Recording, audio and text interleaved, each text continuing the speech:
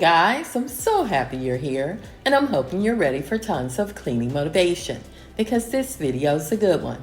I've compiled several of my most recent cleaning videos into one long Clean With Me marathon for 2025, and it has it all, from cleaning to cooking to shopping, restocking, and organizing. And I've included some grocery hauls and laundry motivation with lots of decorating ideas. I'm also taking you along with me on some of my favorite shopping trips and giving you some of my best tips and routines on how you can maintain a clean and tidy home. So get your to-do list ready or pop this video up on your TV, tablet, or phone and do whatever you need to get done today while bringing me along as a friend to clean with you. So I hope you enjoyed today's Clean With Me marathon for 2025 and it motivates and inspires you to do some cooking, cleaning, decluttering, and organizing of your own. I also hope by cleaning together, cleaning becomes more enjoyable as it has for me. And as always, at the end of the video, if you're new to the channel, hit that like, subscribe button and share this channel with your family and friends. And if you've already subscribed, welcome back. And continue to hit that like button. And thanks for your support. I do what I do because of you.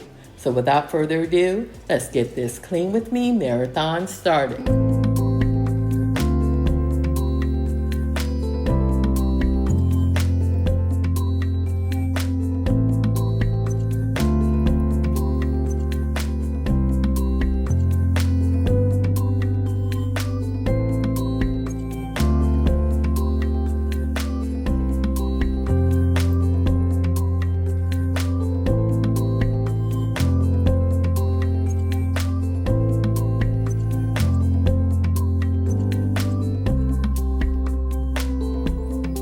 Hey guys, welcome back to Sissy Spaces.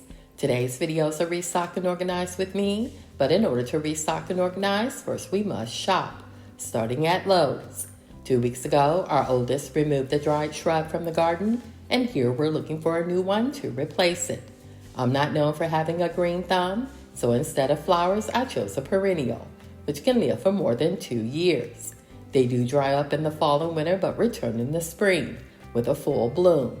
They're also known for their resilience, but to ensure success, I picked up some Miracle-Gro potting mix, which is great at helping plants grow twice their size. We also needed some new chair covers for the chairs on our back patio, as well as a new glass insert for our storm door. Recently, while hubby was mowing the lawn, a rock was thrown from the lawnmower, shattering the glass. To replace it, we ordered a new one, which can take up to 10 days to arrive. Also, this Lowe's didn't have the chair covers needed, so along with ordering the glass insert, I ordered those as well. And once done checking out, I packed up the car and headed to Walmart.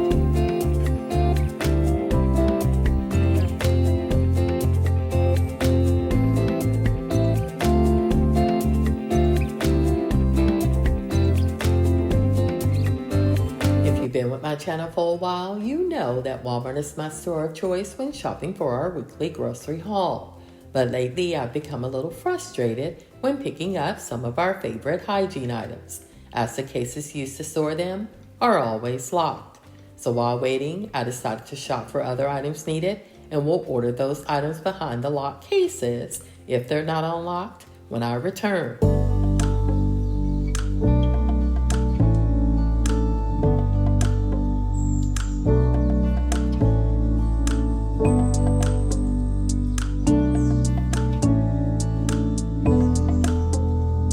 And as usual, I was distracted while crossing over from the personal care section of the store to the food and grocery items.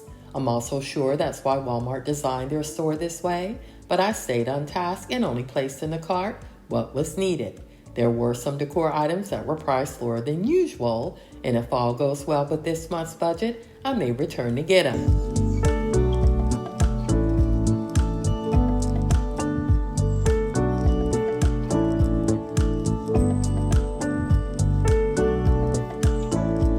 His favorite peanut butter flavored treats were on sale, so of course I had to grab 2 of them.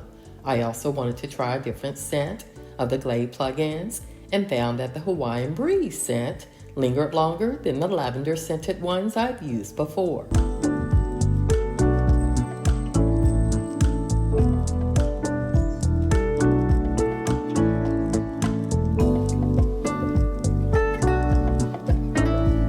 PetSmart, Max's favorite brand of dog food, was also on sale, so of course I stocked up on it as well. As a pup, Max was diagnosed with a sensitive stomach, so he requires a special type of dog food, in which the Hill Science Diet brand fits the bill.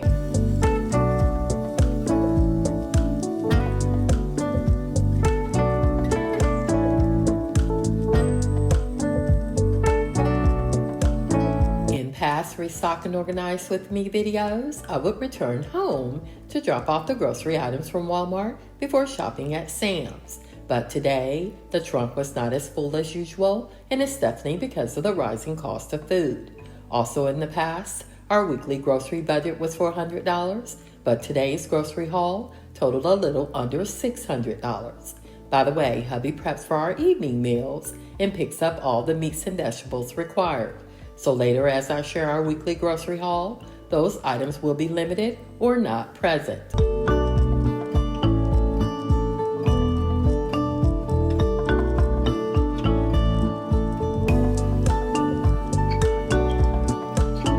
Although not shown, our youngest did unload some of the items as well as all of the water. And once done unpacking, I'll share with you our weekly grocery haul from Walmart and Sam's.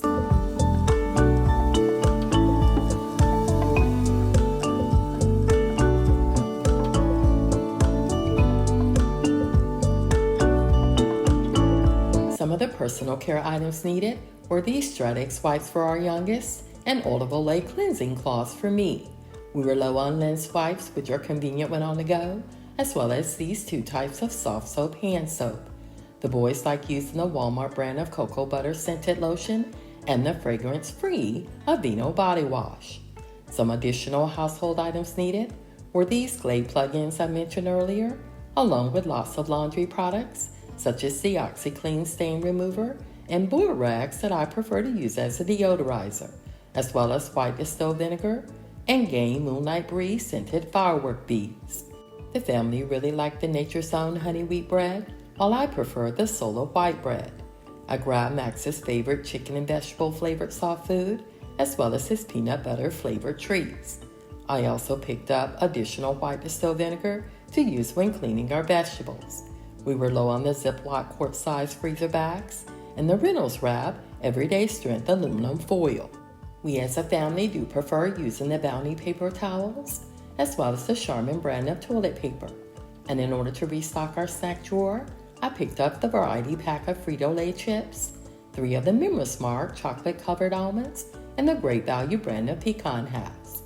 For convenience, I picked up 3 of the pre-cut fresh fruit cups of mangoes, pineapples, and cantaloupes, the 18-count of extra-large eggs, the Great Value brand of shredded sharp cheddar cheese, my favorite Mexican street corn salad kit, celery and carrots, which are mostly used as a quick snack, and a 4-pack of apple juice. And the last of our weekly grocery haul consists of the mini spicy guac cups, pepper jack flavored cheese sticks, along with a 16-ounce container of half and half, Italian sweet cream coffee creamer, the boys' favorite mozzarella sticks, as well as the pepperoni pizza rolls, an 8-pound bag of crinkle cut fries, and the Tyson's brand of chicken breast strips.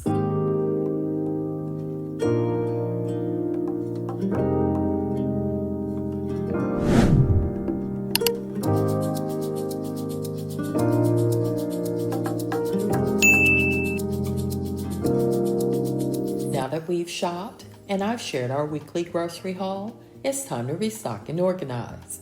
The day prior, I did a deep clean of the fridge and freezer because I knew shopping for today's grocery haul would be a long one. I'm also happy to admit, as I cleaned, decluttered, and organized the fridge, I didn't need to toss anything, which means our current stock rotation system of first in and first out works.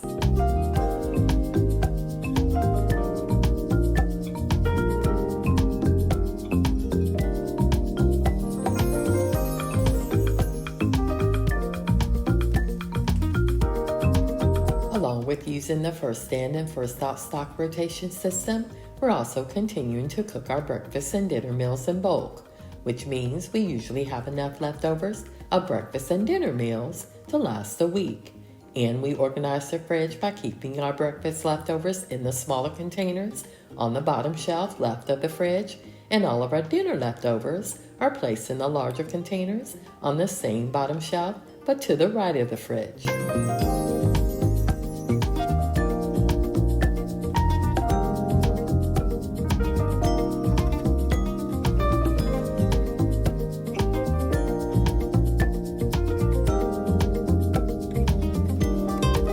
Before continuing to restock and organize, I do want to submerge this celery in cold water with white distill vinegar, which not only cleans it, but also maintains its freshness for longer.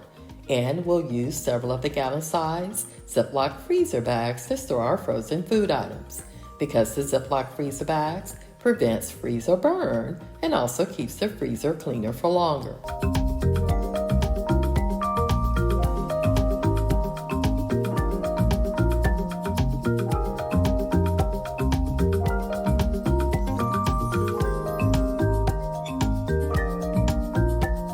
For those that are new to the channel, I like placing all of our frozen food items in the Ziploc freezer bags, and it started when the boys were younger, because during that time, they were not closing the bags properly, which meant most of the frozen food items experienced freeze or burn, which caused them to lose their flavor and texture, thus having to be tossed.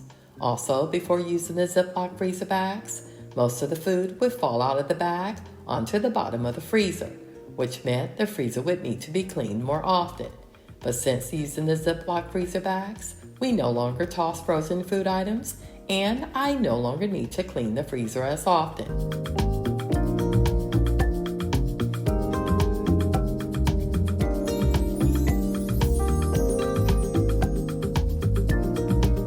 Although it is more budget-friendly to purchase this 8-pound bag of crinkle-cut fries in bulk, the bag is definitely too large to fit in the freezer. So for easier storage and to save space, I like separating the contents into several gallon-sized Ziploc freezer bags, and along with saving space, it allows for a more manageable portion control.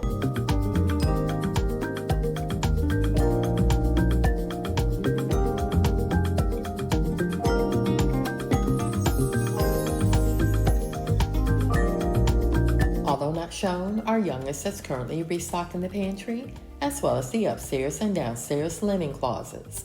He's also taking all of the boxes outside as I unpack them, along with restocking the cabinet we use to store our bottled water.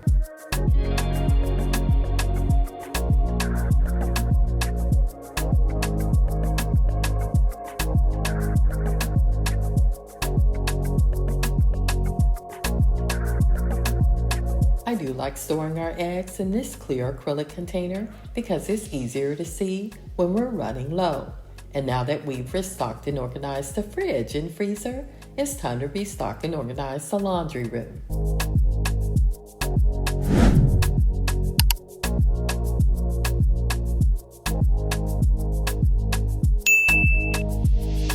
If you missed last week's video, I deep cleaned this laundry room, removing everything from this cabinet and organized it in preparation for restocking today. These items should last at least a month because I wash, dry, and fold 1 load per day. I also strip our whites once every 3 months, so the OxyClean may last a little longer, although I do use a little of it when washing our whites.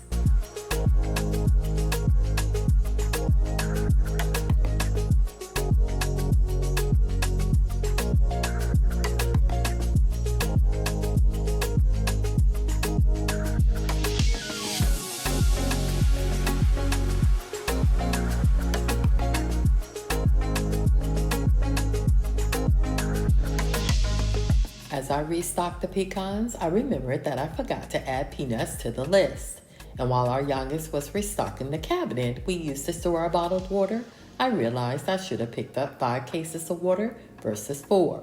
But I did jot these items down so they could be added to next week's grocery haul.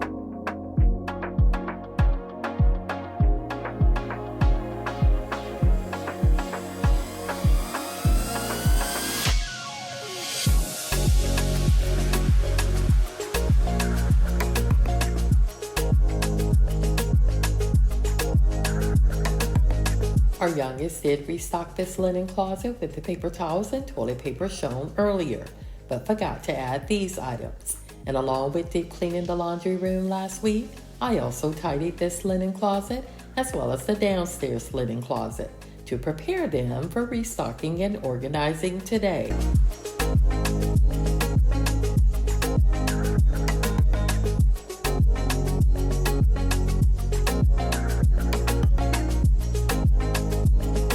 Next, we'll finish restocking and organizing the pantry, but first, let's start by restocking Max's food drawer. He did already have several cans of soft dog food left, so before restocking them, I placed the older ones up front so they could be used first. And although not shown, I cleaned his hard food container and poured the 2 small bags of hard dog food in it prior to sharing our weekly grocery haul.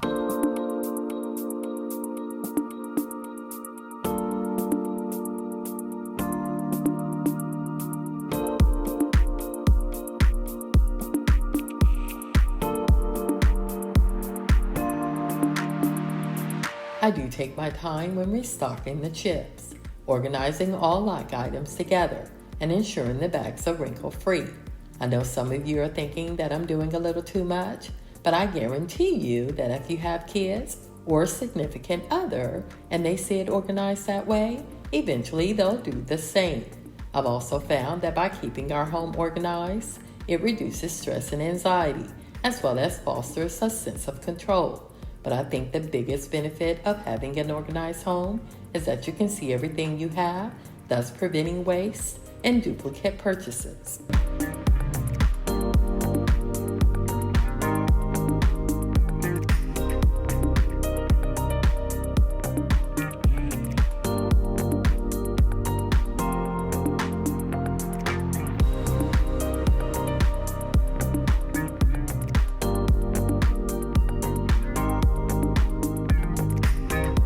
Before continuing to restock the pantry, I do want to restock the remaining personal care items in this downstairs linen closet before I forget. And as you can see, our youngest did restock the paper towels and toilet paper.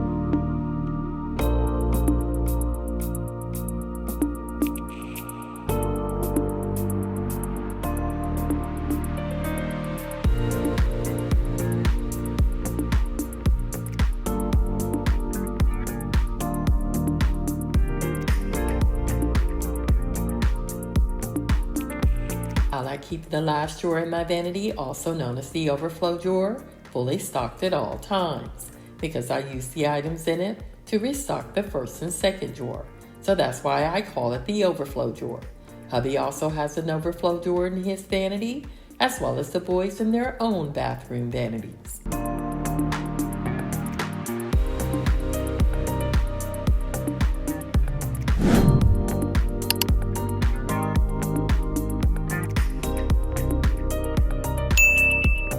This celery has been soaking for a while, so before we finish restocking and organizing the pantry, we'll remove and clean the celery first.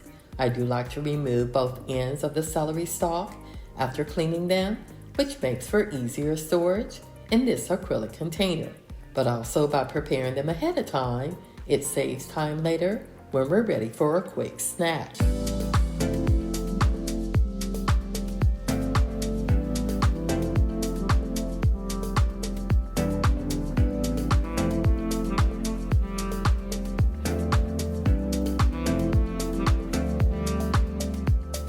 And as you can see, Max is hoping I would drop one or at least give him a snack. But he has less than 30 minutes before dinner, so he'll have to wait. I also want to plant the perennial I picked up from Lowe's earlier, so let's finish restocking the fridge and pantry so we can get to it.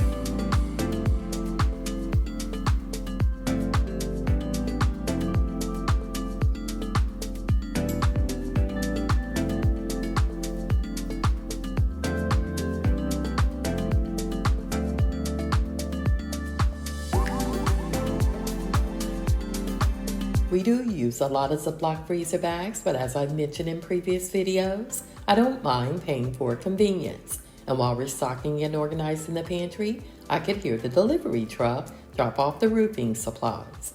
The company we hired to replace the roof is called Black Dog Roofing, and I'll have their info linked in my description box. They are scheduled to start tomorrow, so before planting the perennial, I wanted to check out the supplies, as this is my first time having a roof replaced.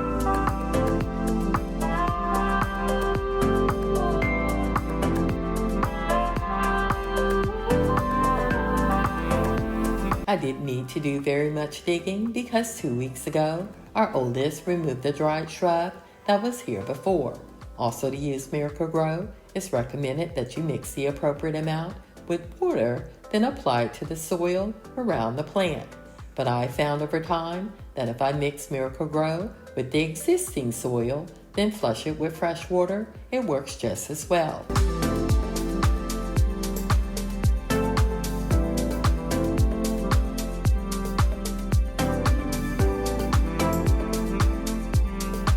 Also, when planting a perennial, choose a location with the appropriate amount of sunlight and ensure the hole is 1.5 times the size of the container or slightly larger. And once planted, it's recommended that you apply a layer of mulch around it, which can help retain moisture and suppress the weeds.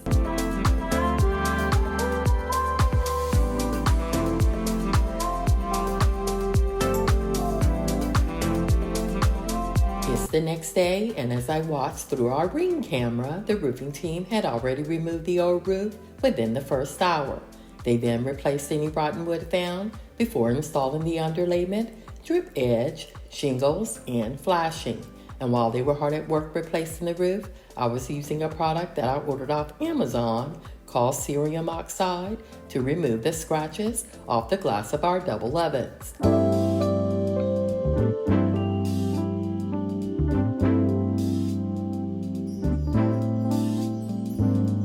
According to the instructions, mix 4 parts cerium oxide with 1 part water.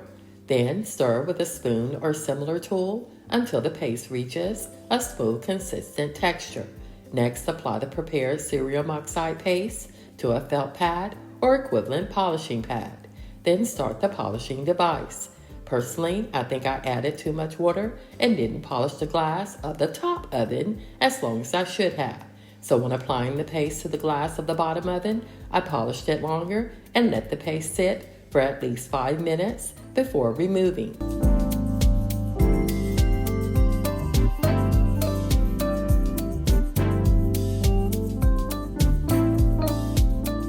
This was a very early morning for me, so as you can see, when the team arrived, I was still in my PJs. They did inform me that they would arrive early, and that they did. Also, when removing the paste, I used some old dish towels and disposed of them once done.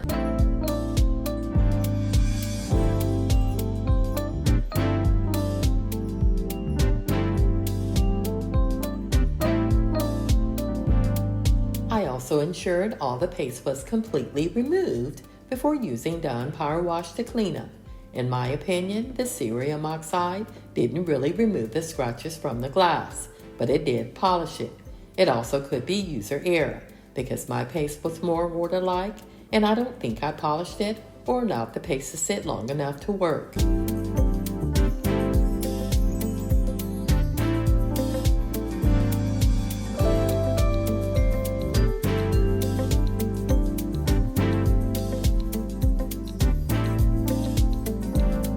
It did take some time to remove the paste off the glass of the oven doors.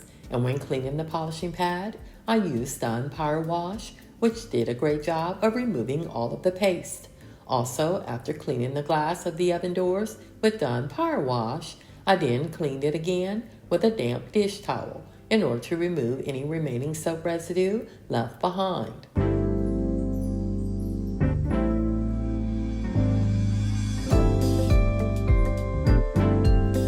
This time, I decided to use a paper towel to remove the paste from the glass of the bottom oven door, but must admit, it did take longer to remove the paste than using a damp dish towel as I had done before.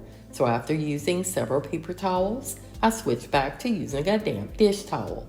And as you can see, by this time, the paste had dried, which required more elbow grease to remove it.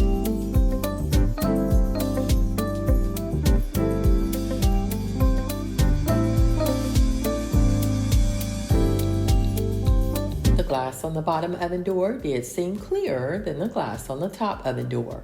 So I do plan to use the cerium oxide again this summer on the glass of these oven doors. And will ensure I mix the product properly, as well as polish it a lot more and let the product sit longer.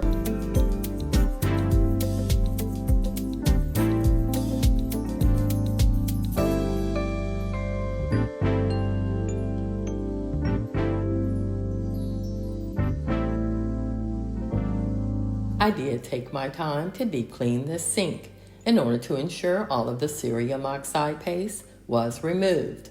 Also, the roofers were able to replace the roof and clean up around the property in under 9 hours. And once done, we did a walk around the property to ensure all trash was removed. The contractor also used a drone to show the areas where the wood had rotten and was replaced, as well as an overview of the roof as a whole. Before leaving, the contractor took some time to answer any questions or concerns we had and returned a few days later to remove the additional supplies that remained on the property.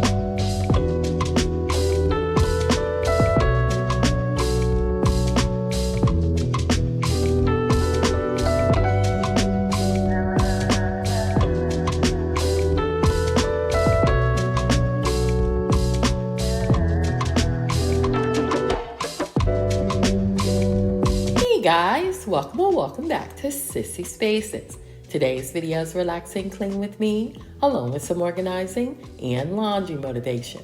In last week's video, I injured myself while cleaning the garage, so for the past few days, I've been taking it easy with cleaning, only tidying up a few areas as needed. But today I'm feeling much better, so along with tidying up our family room, kitchen and bathroom, I'm also cleaning the laundry room, along with washing, drying, and folding our daily load of laundry. So I hope you enjoyed today's relaxing clean with me, and it motivates you to do some cleaning, organizing, and loads of laundry of your own. And as always, please remember to like, subscribe if you're new, comment, and share.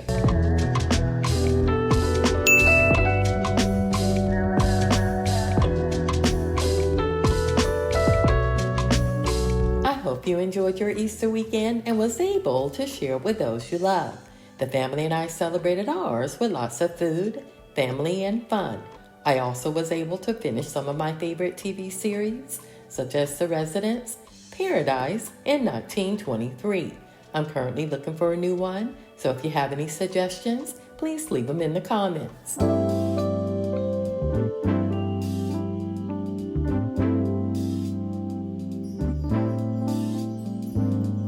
On this day, I was up before hubby and the boys because I wanted to take care of some small cleaning tasks, such as cleaning the sink and splash guard, as well as washing and drying our non-disposable duster.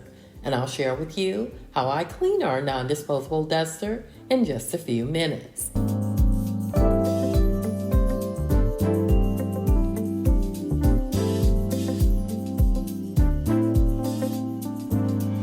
It has been over a week since I cleaned this splash guard, as well as the top of the garbage disposal.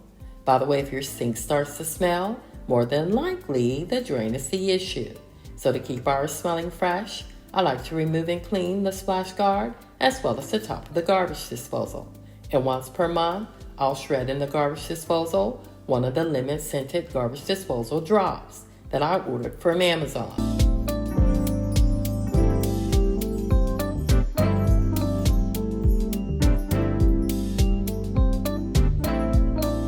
As I was cleaning the sink, I could hear Max stirring in his crate, which means he's awake and ready to go out. I didn't take him for a walk this morning because of my foot sprain, but we'll have our youngest do so when he awakes. On this day, the weather was absolutely beautiful and perfect for my morning stroll, but to ensure I heal properly, I am following the doctor's advice and taking it easy.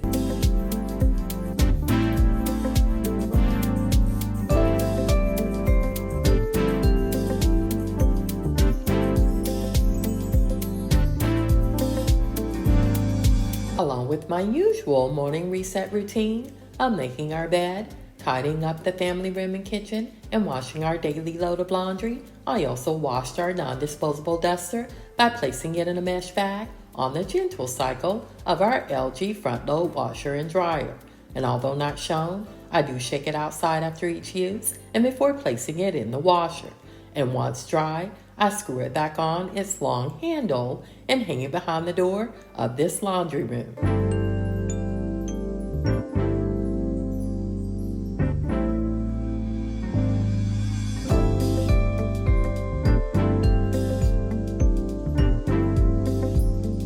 Before folding and storing this load of laundry away, I do want to take a quick coffee break because I did promise myself that this would be a relaxing clean with me and that I wouldn't overdo it. I do plan to deep clean this laundry room today because it has been over a month since it was last deep cleaned. And if you've been with my channel for a while, you know that I like to deep clean at least one room within our home once per week.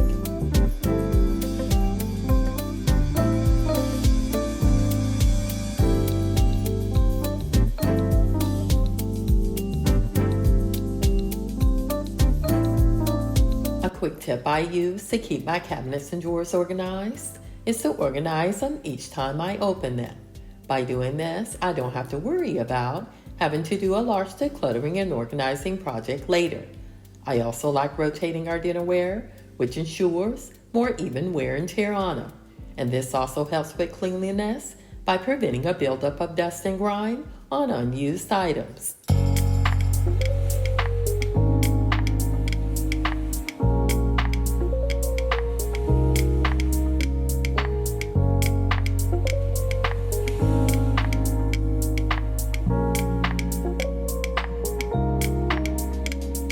Although not shown, I did go back and add some more coffee cream to my favorite Dunkin' Donut coffee because I really don't like the taste of it black. Also, I have been limiting myself on the amount of sweets I consume per week, and I'm now down to 1 to 2 treats per month.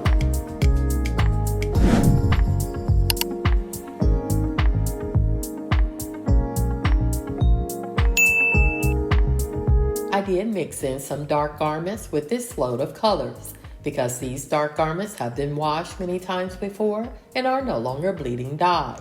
But if these were new dark items, I would wash them separately in cold water. Also, if you're unsure of whether to mix light or dark items together, wash them in cold water because cold water helps prevent dye from transferring from darker garments to lighter ones.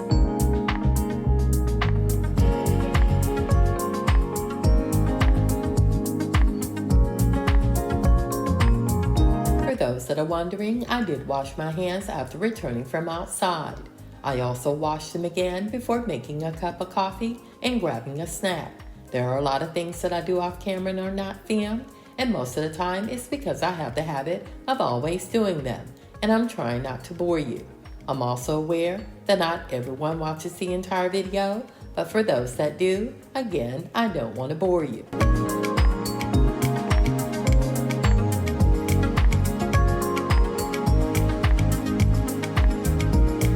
I have been asked why I don't mention the boys' or hubby's name on camera, and of course it's for privacy reasons. Also, I do ask them before filming them because I chose to start a YouTube channel and not them. Although I have been asking hubby to start a cooking channel because that man can cook, and he has mad grilling skills as well.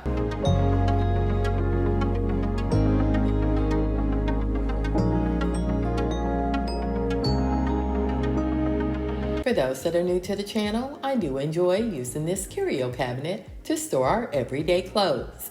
This simple idea has saved hubby and I tons of money and time because we can see all the clothes we have, thus saving time when choosing something to wear.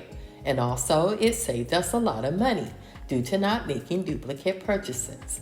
This is unconventional, but it works.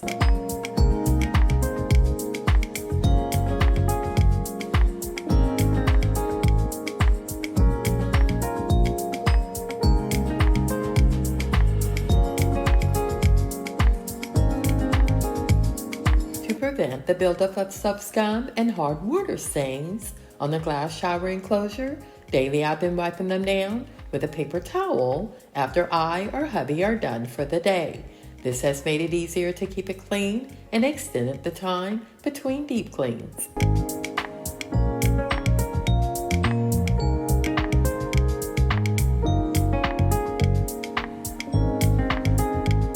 Over the past few weeks, I've enjoyed watching the clips of Michael B. Jordan's and Ryan Coogler's new movie, and finally convinced hubby to go to the theater and watch it with me.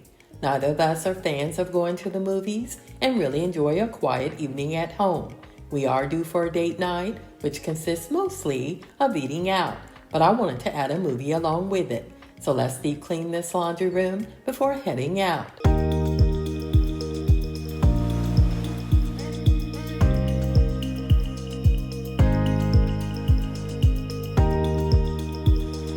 To clean the laundry room, I'm using a damp microfiber cloth dipped in this soapy solution with a dry one, which is all I really need to clean the cabinets, decor, and washer and dryer.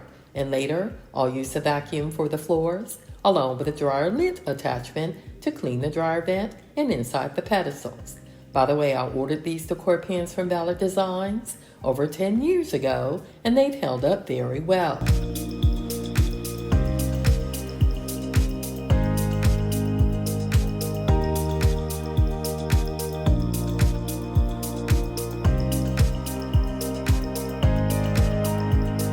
I did dust the walls, moldings, cabinets, and door prior to using this damp microfiber cloth to clean them. I also ensured all the laundry baskets were emptied before disinfecting them. So later you'll see that the only thing I didn't clean in this laundry room today was the washing machine's filter, which was done less than 2 weeks ago.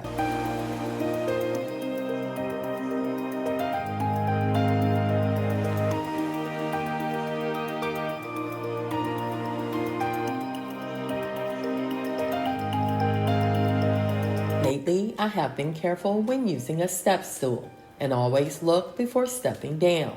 By the way, this cabinet holds all of our laundry supplies, and unlike the previous cabinet, I do plan to remove all items in order to clean it. Also, we use the previous cabinet maybe once per week versus this cabinet, which is used daily.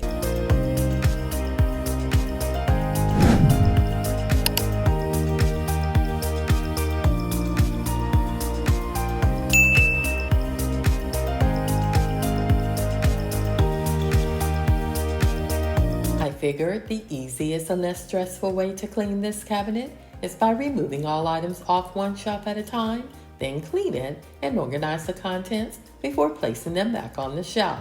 These are really tall and large cabinets, so it did take some time when cleaning them, but I only do this maybe once every 6 months, so today's deep clean was needed.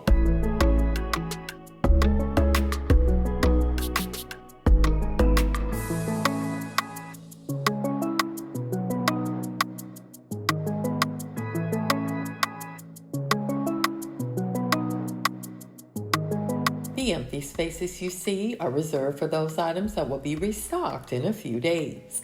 I have added them to our weekly grocery haul, and I'm hoping to share that with you in next week's video. We're also low on other items that are kept in our linen closet, as well as a lot of grocery items that are kept in the fridge and pantry.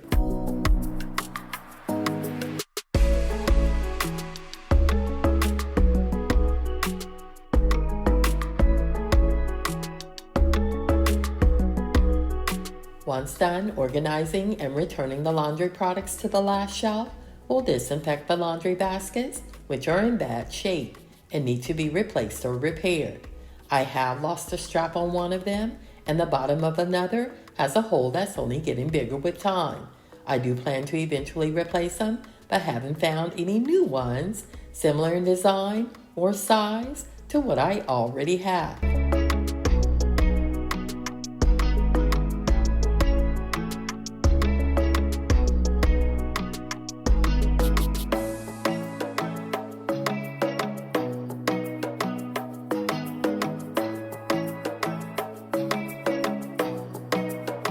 To disinfect these baskets, I like using a disinfectant spray that works well but also is budget friendly. I do spray the baskets down each time I empty them, but the boys never do. So today, I decided to disinfect all of them by spraying them until they were completely wet. And once done, I allowed them to air dry before using them again.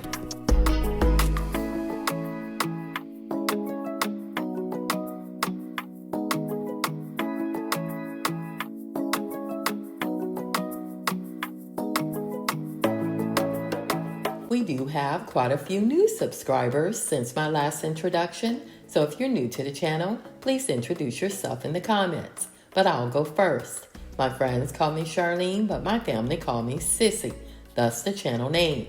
I live outside of Atlanta with my hubby of 33 years, our 2 young adult sons, and our fur baby Max. I enjoy creating all cleaning, decorating, and homemaking videos, and give you tips and tricks on how I maintain a clean and tidy home. So again, if you're new to the channel, please introduce yourself in the comments, because I would love to hear from you, and I always respond.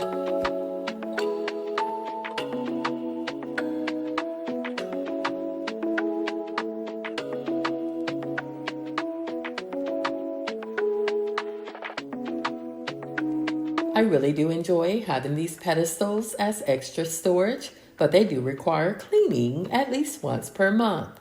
This one is never as bad as the one located under the dryer, but monthly I still like to clean and organize it because sometimes it becomes cluttered when not cleaned often.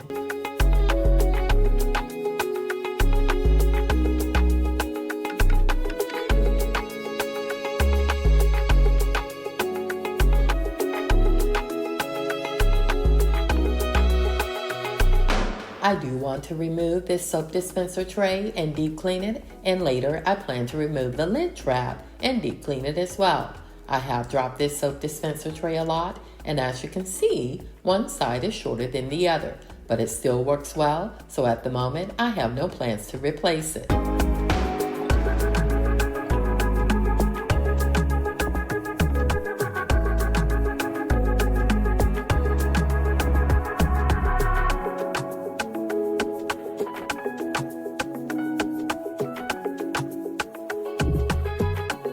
If you've been with my channel for a while, you know that once done washing our daily load of laundry, I prep the washer for the following day by drying out the soap dispenser slot, door to the washer, and rubber gaskets surrounding the drum. So the liner and drum will not be deep cleaned today. But I do want to clean the dryer's lint trap, although after each use, I do clean the dryer's lint screen.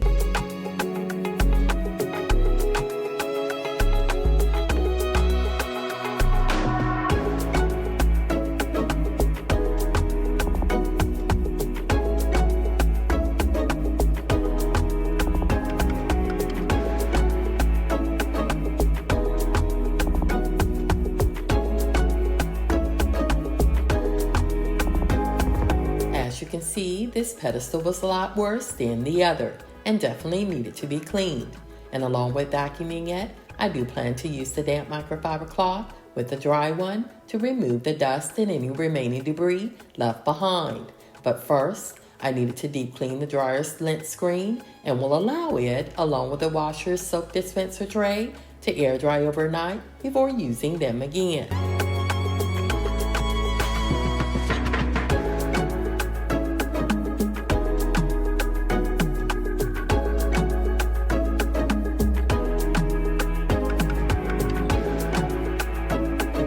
My cleaning product and tool of choice when deep cleaning the dryer's lint screen is Dawn Power Wash with this bamboo bristle cleaning brush.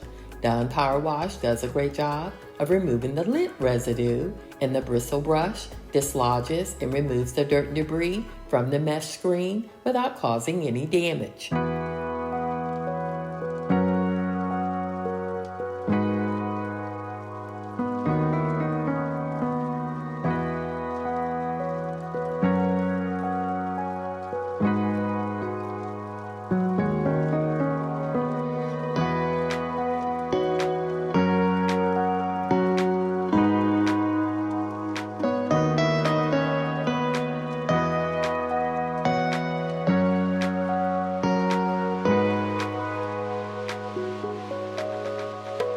As I was cleaning the dryer split screen, hubby reminded me that in order to make it to the movies on time, I need to finish up within the hour.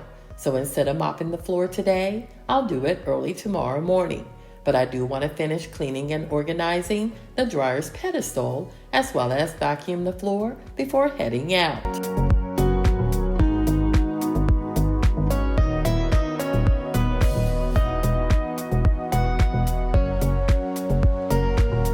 I also didn't disinfect this sink today, but we'll do that tomorrow morning after mopping the laundry room floor. To disinfect the sinks, sometimes I wipe them down with the Clorox disinfectant wipes, and other times, after I clean and dry them, I spray them down with 70% isopropyl alcohol and allow them to air dry.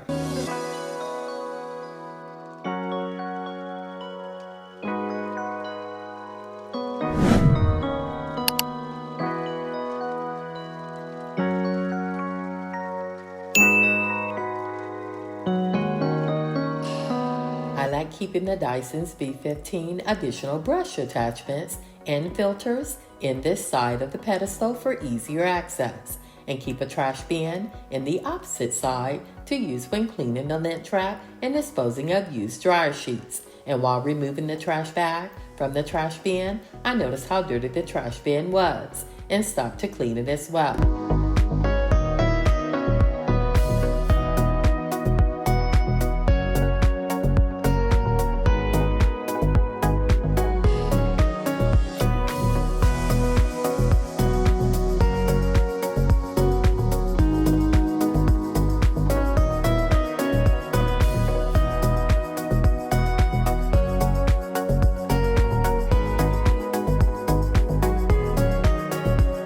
I also use this mesh bag to wash our microfiber cloths whenever I gather a week's worth, because mesh laundry bags not only do a great job of protecting our microfiber cloths, which are considered delicate items, but you can also use them to prevent color bleeding and keep small items together, like socks, baby clothes, or face masks.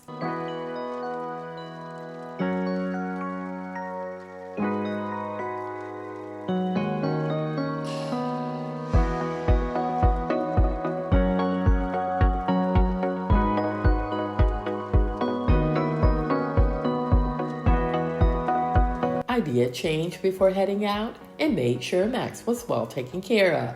Hubby and I also decided to go during matinee hours, which is cheaper with smaller crowds and offers a more relaxing atmosphere. We did receive the senior discount and didn't purchase any snacks because we had planned to eat out afterwards. The movie was great, as well as the company and food, and ended my day just as it began, slow and relaxing.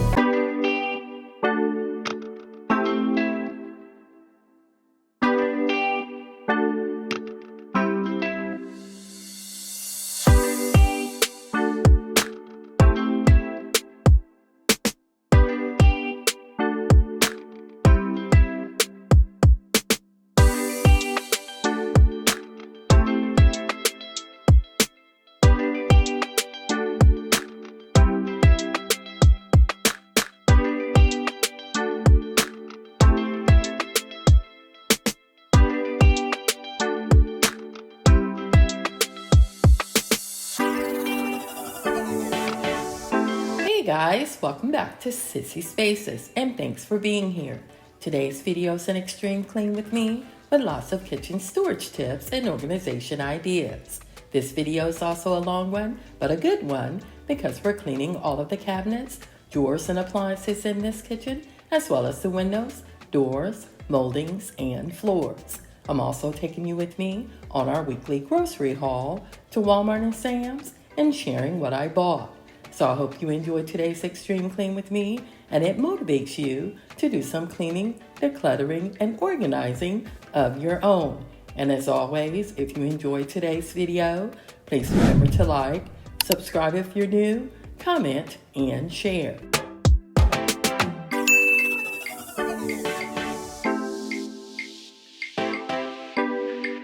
In order to thoroughly clean these blinds, they must be removed. Because we have the sink cabinet pulled forward in order to keep the tight space clean behind the faucet. So when standing in front of the sink cabinet, the windows and blinds are harder to reach. Also, by removing the blinds, it's easier to clean the slats, which are the horizontal strips that make up the structure.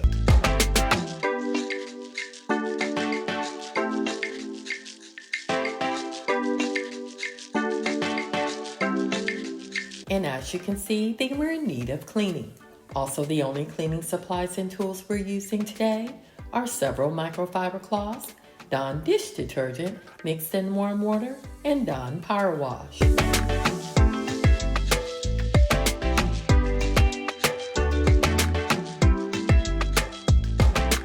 As mentioned in the intro, we are cleaning all the windows in this kitchen, but only the interior, because it's a little windy out with a slight chance of raining.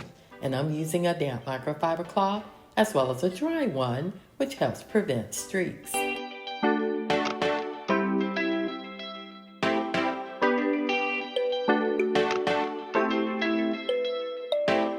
It did take 2 full days to deep clean, declutter, and organize this kitchen, as well as deep clean the appliances.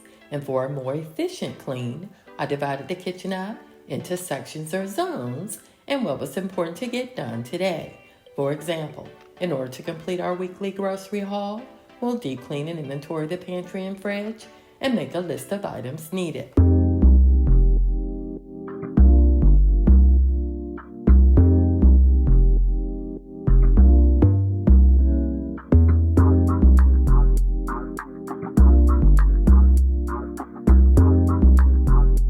It's been a while since we last cleaned this double oven, so I'm going to spray it down with Dawn Power Wash and allow the product to sit for a while in order to give it time to work.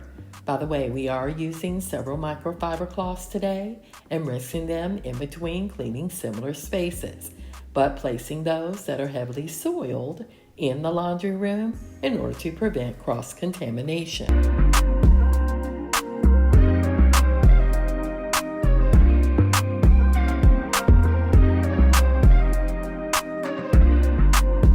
Clean and maintain the microfiber cloths, I collect and store them in the top basket of our laundry room, and when ready to clean, wash them separately in warm water on the regular wash and spin cycle, using Gain powder detergent and white distilled vinegar.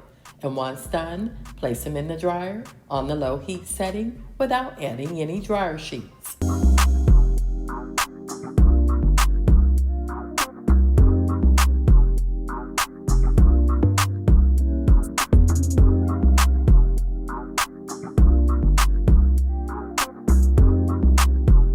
I do clean this fridge weekly and clean up any spills as needed. And twice per year, remove everything to deep clean it. Today's clean is going to be a quick one because there are fewer items in it, which makes it easier to clean. Also, if you're new to this channel, this is the JennAir 42-inch bottom freezer, panel-ready fridge with multiple LED lights, glass shelves, and a graphite interior.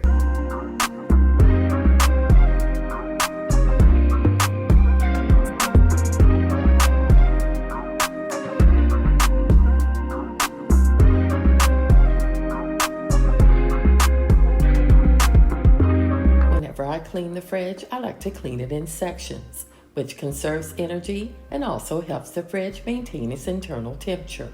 I also prefer cleaning the glass shelves while in place because I'm afraid I'll break one, as I've done in the past.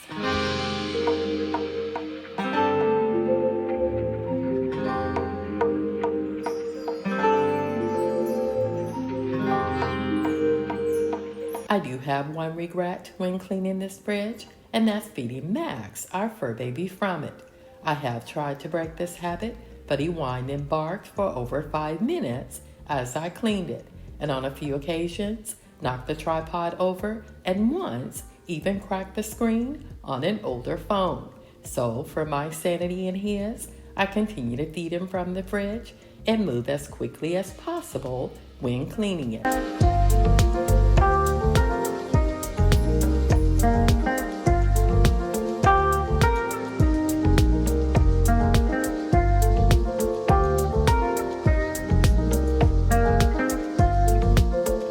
crisper drawers do a great job of maintaining the freshness of the food items kept in it, but I do like to separate the items using the Home Edit line of storage containers, as well as lining the trays with paper towels to absorb the excess moisture from the veggies stored in it.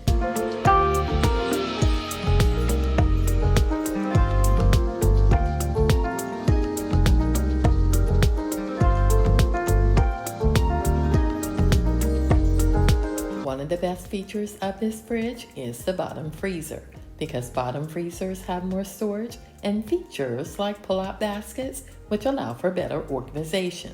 Besides this large bottom, which is split into 3 different sections, this freezer also has 2 additional drawers that I didn't include cleaning on camera because as I cleaned them, Max once again knocked over the tripod.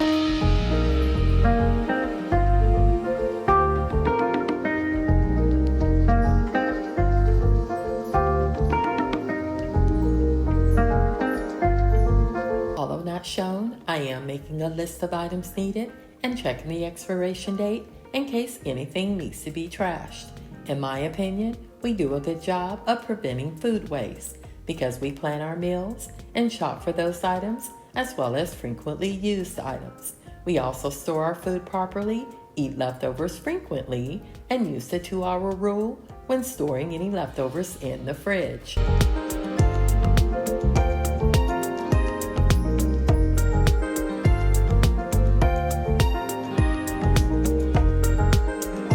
These are raised panel cabinet doors, which means they do take more time to clean because these style of doors versus flat panel doors have lots of recessed areas, thus more nooks and crannies where dirt and grime can accumulate and hide. They also require more frequent cleaning and maintenance to keep them looking their best.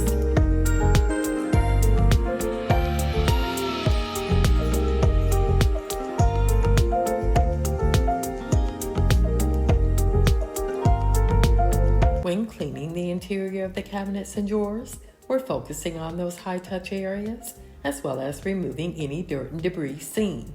A quick tip to keep your cabinets and drawers clean and organized is to declutter often and organize whenever you open them. Also, when restocking, sort like items together and dispose or donate items no longer needed or you don't plan to use before the expiration date.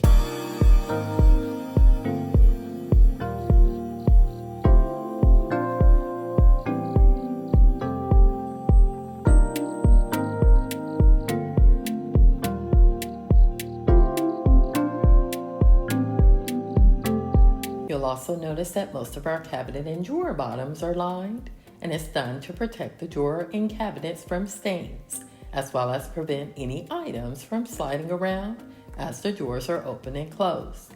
And I've learned over time that because we line most of our cabinet and drawer bottoms, they're much easier to clean and maintain.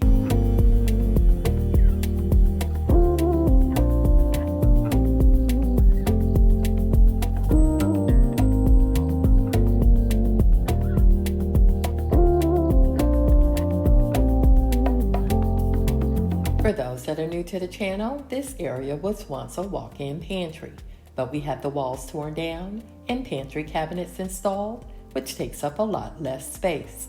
Also, the pantry cabinets are a lot easier to maintain because it compresses all of the items into a more compact space, which allows me to see everything I have. And by doing so, things don't get lost in the back, and I no longer make duplicate purchases of items not needed.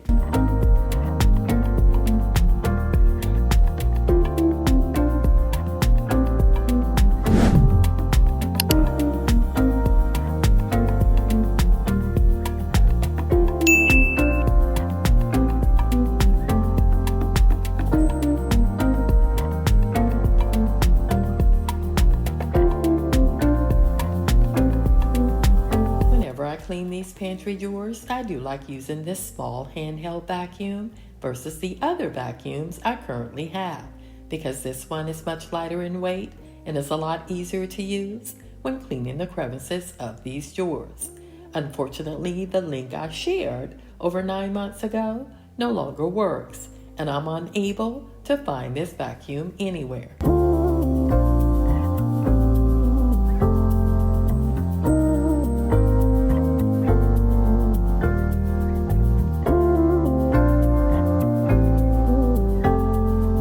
The family and I are still enjoying eating the roasted seaweed wraps, which surprisingly pairs well with chicken, although it tastes like fish.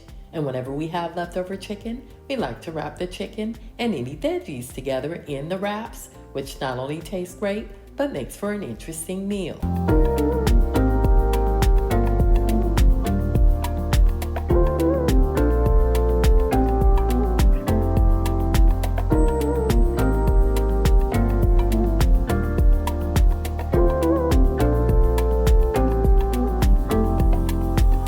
Slowly limiting the amount of chocolate items we bring in our home and store in this drawer for health reasons, but also because the family and I are really enjoying trail mix and different flavored nuts more. Some are high in sodium, but we do eat them in moderation.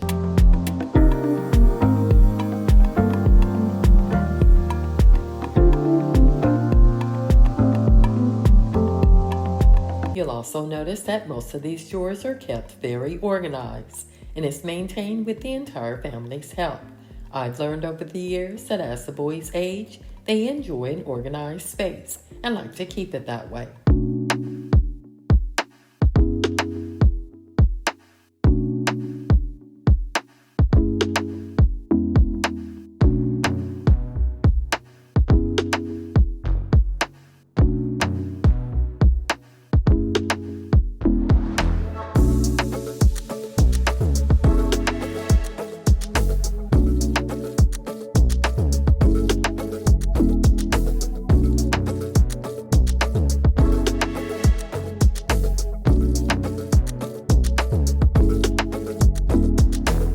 The pantry is cleaned, organized, and inventoried, we can clean the real monster in this kitchen, which are the double ovens.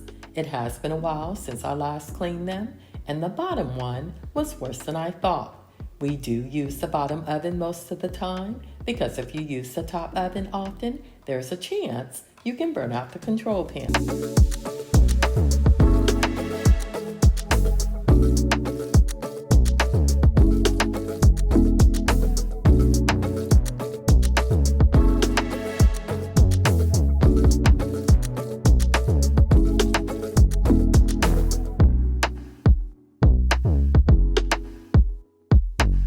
From ruining my white microfiber cloths, I like using a black dish towel to clean the ovens instead.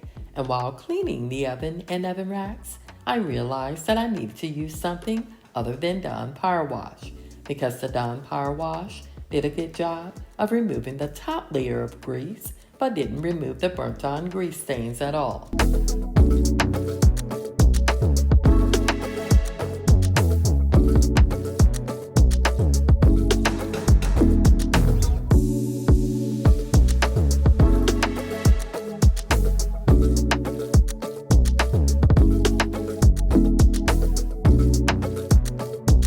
The top oven was not as bad as the bottom, but the oven racks really needed a reset. So while at Walmart today, I'll pick up the Easy Off fume-free oven cleaner and not only use it on the oven racks as I have in the past, but we'll use it to deep clean both ovens as well.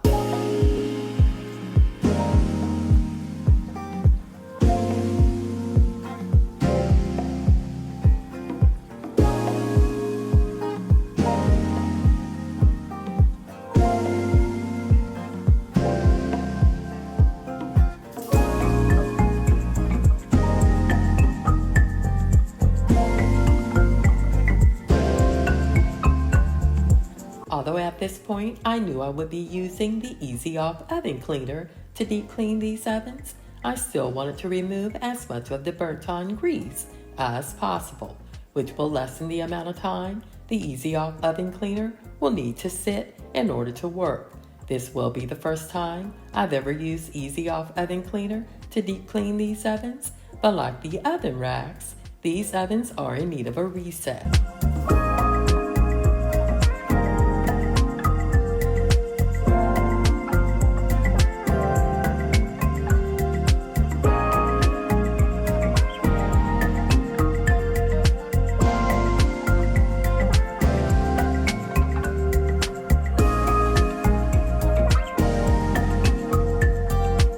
with giving these ovens and oven racks a good scrub and using a razor to cut through the burnt-on grease the stains remained.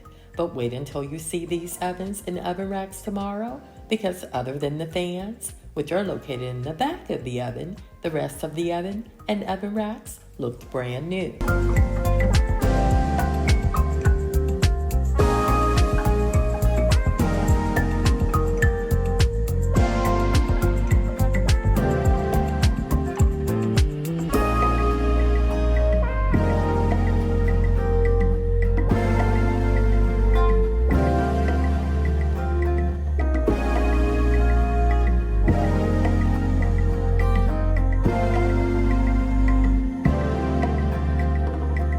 Tonight, our youngest has an evening class on campus, so I do want to finish cleaning these oven racks and a few other cabinets before dropping him off. And while he's there for that hour, I'll use that time to complete our weekly grocery haul.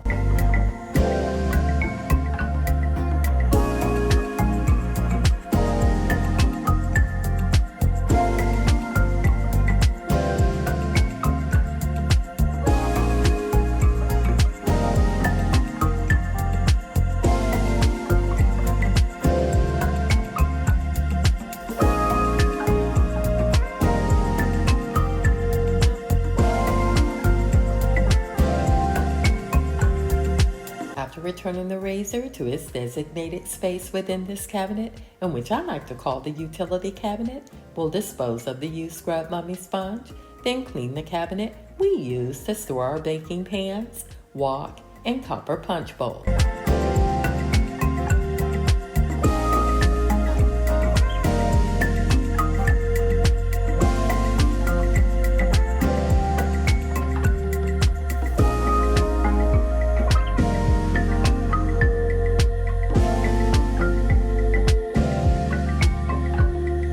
This cabinet is a little more difficult to clean because of the pan organizer compartments, but I do like to remove all the pans and cutting boards to clean each space separately. And as a reminder, we are cleaning the high-touch areas in these cabinets and drawers, as well as the handles in the interior and exterior of the doors.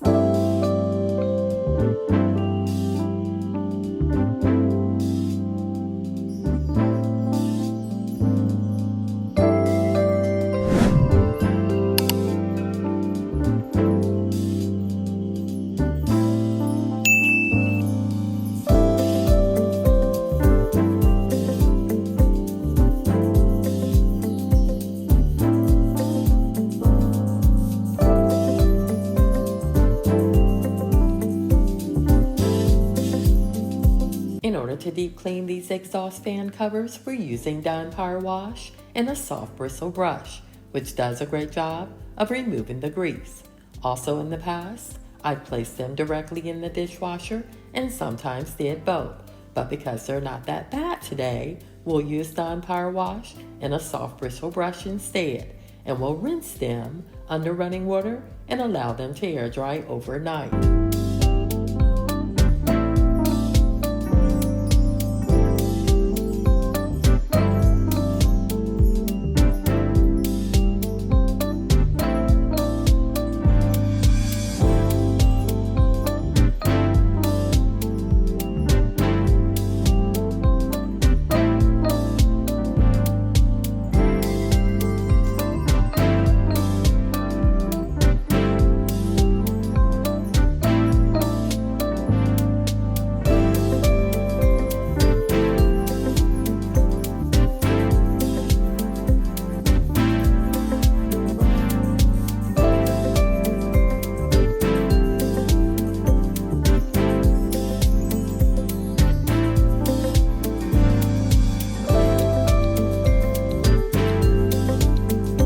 Were able to complete our grocery list, starting with these Scour Scrub Daddy sponges and oven cleaner we'll use tonight. I also picked up some OxyClean and white distilled vinegar as laundry products, Sprite for our youngest, Neutrogena face wash, and 2 Aveeno body wash for the boys, along with 2 Palmer's cocoa butter lotion that hubby and I like to use. I also grabbed my favorite salad kit which is called Mexican street corn, celery and baby carrots for Max, and fresh cantaloupe and mangoes for the rest of the family we plan to eat as a snack after dinner. Also, we needed more Bounty paper towels, razors for hubby and the boys, as well as the Glade plug-ins which were on sale at Sam's with a free warmer. We needed more Cascade tablets. The boys were low on their favorite mozzarella sticks, and the entire family were almost out of their lens wipes. And earlier, I mentioned the snacks we now prefer over chocolate, which are the cranberry and omega-3 trail mix, as well as the Cars sweet and salty mix.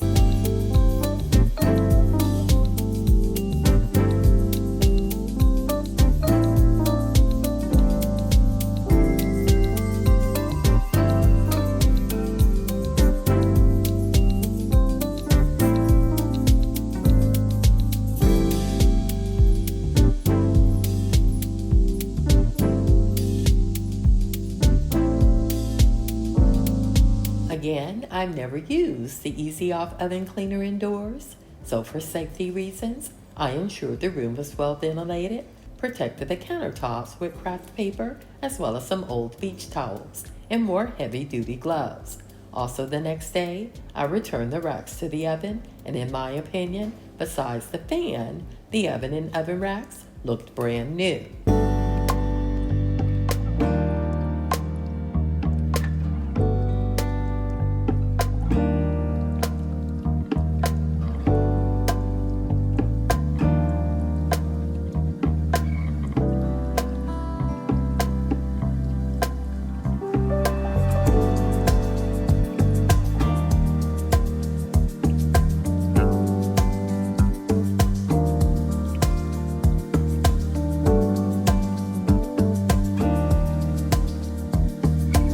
It did take a few hours last night to clean the oven racks, and baking sheets, but it was worth it because they're now reset for the year, which means I can once again clean them with Dawn Power Wash on a weekly basis in order to maintain them, and we'll continue to clean the exhaust fan and covers every 3 months, which is already part of my deep cleaning routine.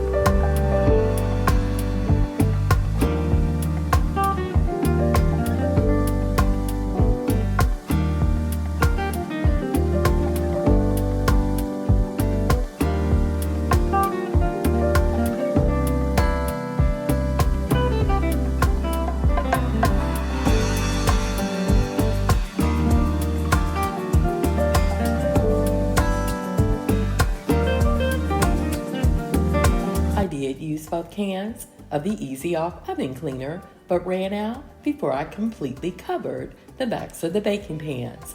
But that's okay, because I plan to spray the back of the pans down again with oven cleaner during the fall, as I do every year.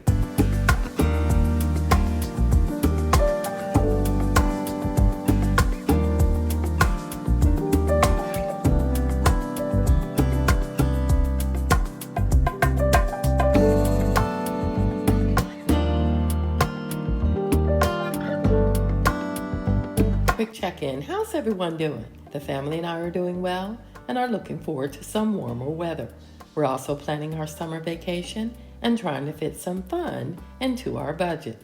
Last year, we didn't take a vacation because we were budgeting for the new bathroom. But this year, we've made it a priority, and once we decide on a location, I'll definitely let you know.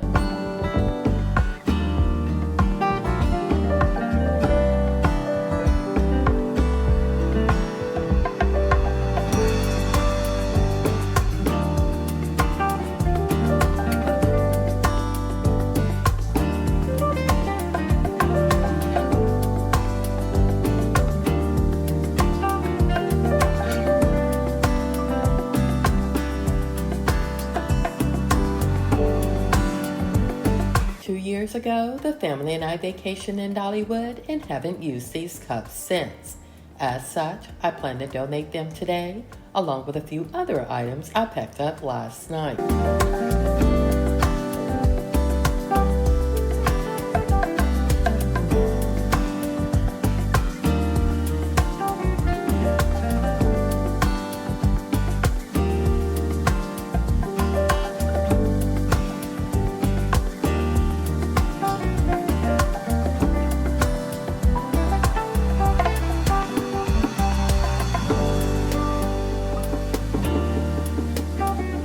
you can see, I like to keep only the items needed under this sink, which is very helpful when cleaning.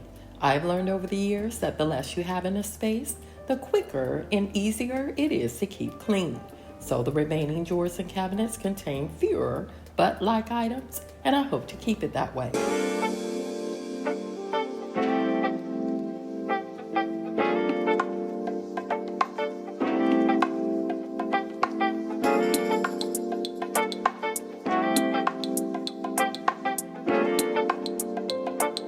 While sharing our grocery haul, I failed to mention that I also picked up 4 cases of bottled water, but I did include the clips of pudding too in the buggy. Also lately, I have been adding lemon juice to the bottles of water, which has really boosted my energy. And I read that adding lemons or lemon juice to water is a good source of vitamin C, stimulates digestion, and may help prevent kidney stones.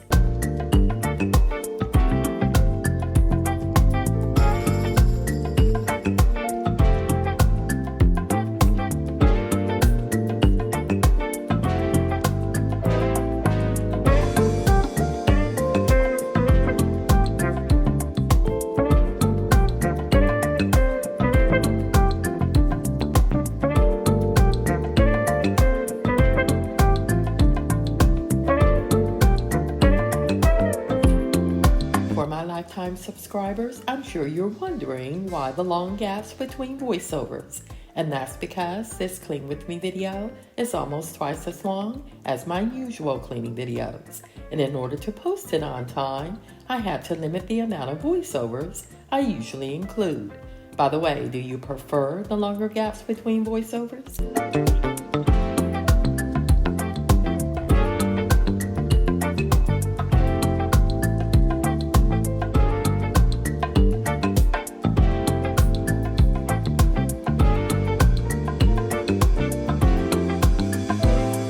By the way, let's talk about the music.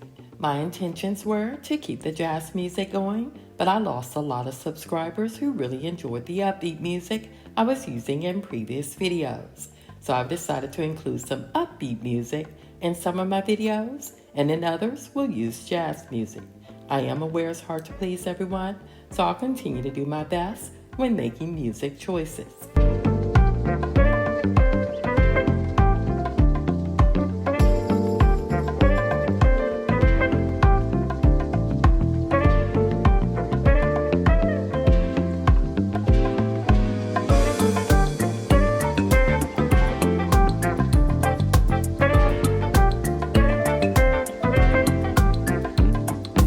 Are full view windows, which are a lot easier to clean than your standard double hung windows. The only downside is that you can't open them when needed, and there's an increased risk of breakage due to their size.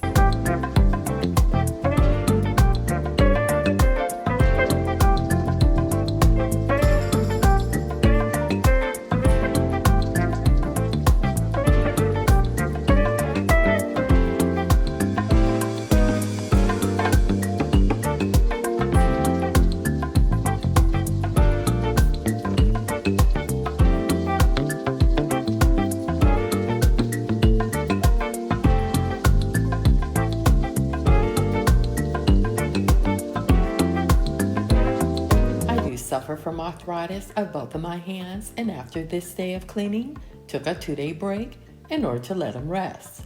As I age, I still have the energy of a 19-year-old, but my body constantly reminds me that I'm almost 60.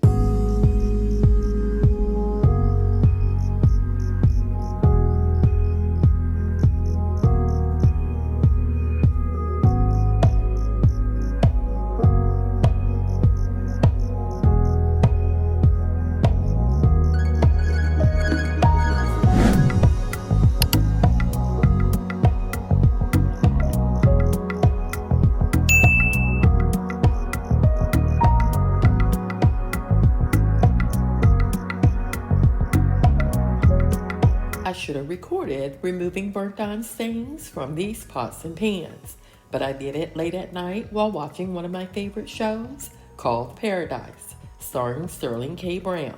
By the way, I used a combination of baking soda and vinegar, which is messy, but it works.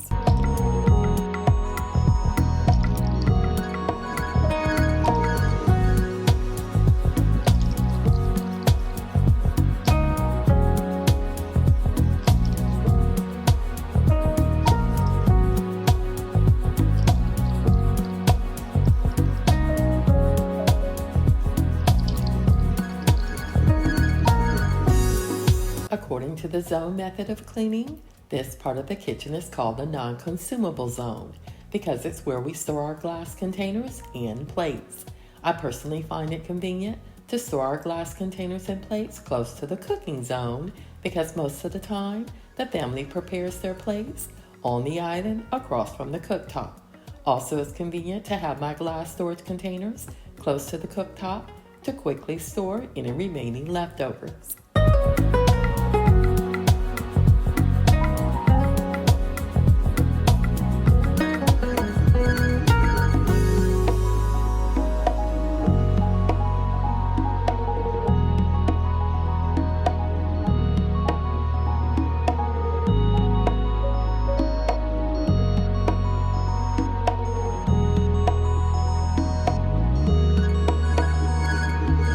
This utensil drawer does take time, but it's important that it's done because food debris left in utensil drawers will attract pests like insects and rodents. Also, by regularly cleaning your utensil drawer, it ensures your utensils remain in good condition.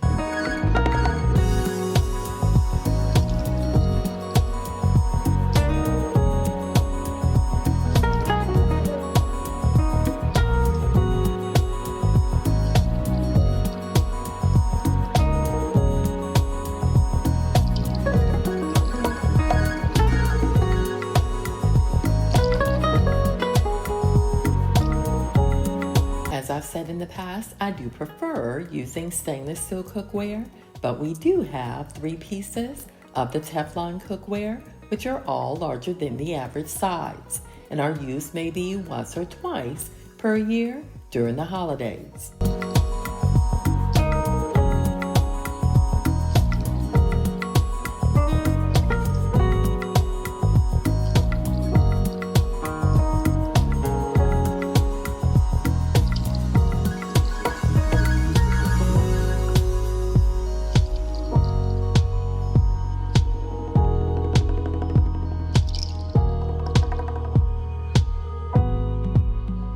As a reminder, I'm only cleaning those high-touch areas, but also removing any dirt and debris seen. By the way, this drawer is where we keep all of our specialty cooking utensils, such as lemon and lime squeezers, garlic peelers, and bottle openers. And this wooden divider is from Amazon and can be found in my Amazon storefront.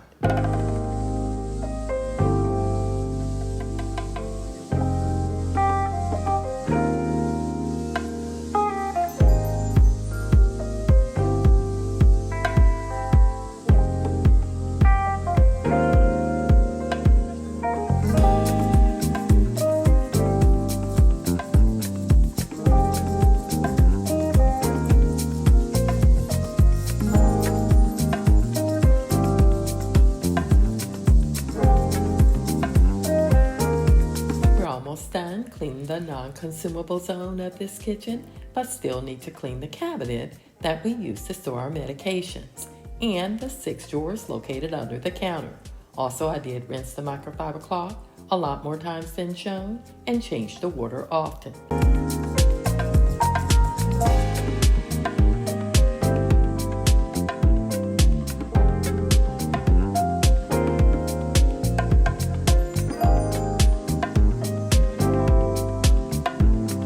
In my opinion, this cabinet is cluttered and needs some work, but most of these medications belong to hubby and Max, and I'm afraid I'll toss what's really needed.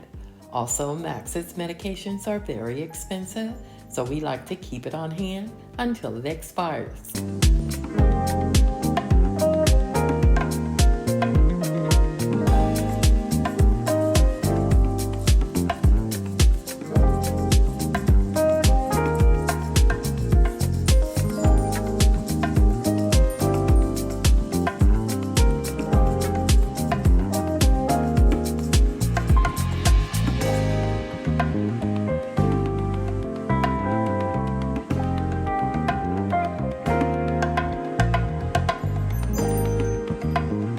This next drawer is rarely used and is where we keep our stand mixer attachments. And the bottom drawer holds our mixing bowls and souffle cups, in which, to be honest, I only use during the holidays.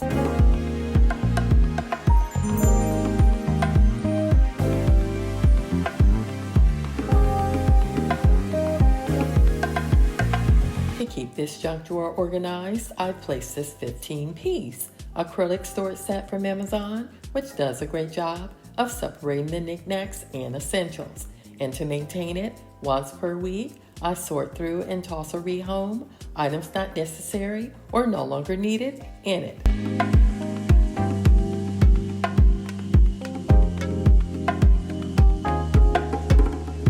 And the last two drawers I alluded to earlier as the drawers we use to store all of our glass storage containers, used to store all of our leftovers.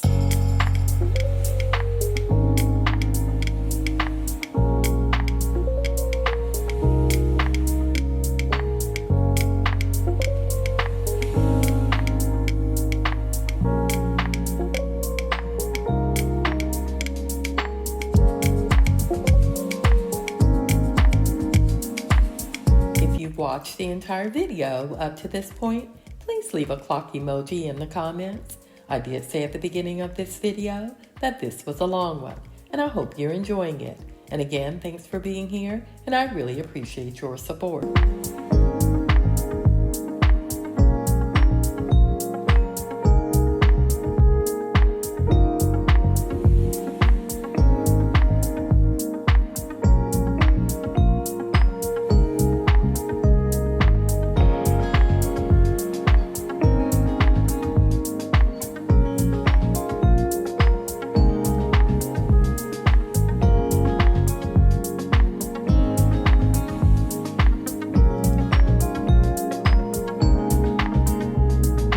That all of the windows have been cleaned in this kitchen, we'll clean the doors and take care of a few other tasks that have been on my list of things to do since the weather warmed up.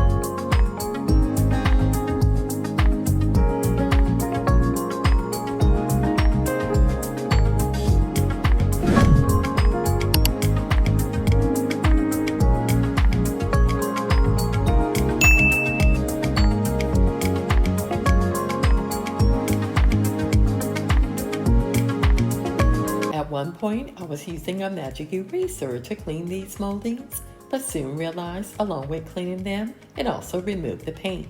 So now I switched to using warm soapy water and for tougher stains, the Zep Foaming Wall Cleaner.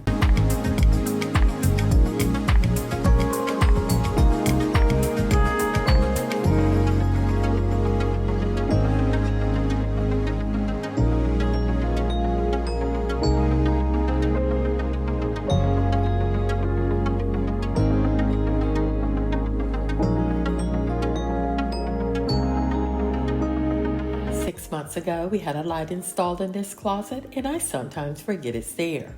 Also, I do need to include a small step stool in here because it's getting more difficult to hang items on the top rod.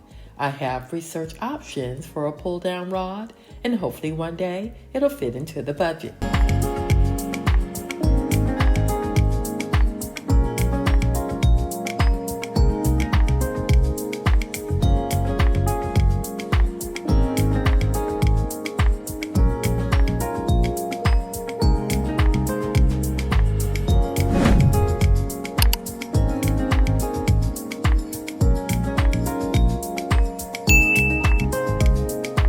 Just like that, we're cleaning the last zone in this kitchen, which is called the prep zone. Also by now, you've realized that there are a lot more drawers in this kitchen versus cabinets. And I chose this during the remodel because drawers eliminate the need to have to bend down in order to retrieve items from the back. Also, drawers are easier to open because they only require a one-hand motion versus two. And lastly, drawers allows you to easily add dividers if needed.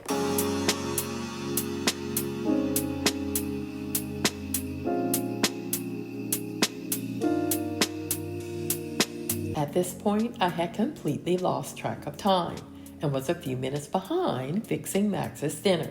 So let's stop to do that, Then finish cleaning this island so we can clean the countertops and mop the floors.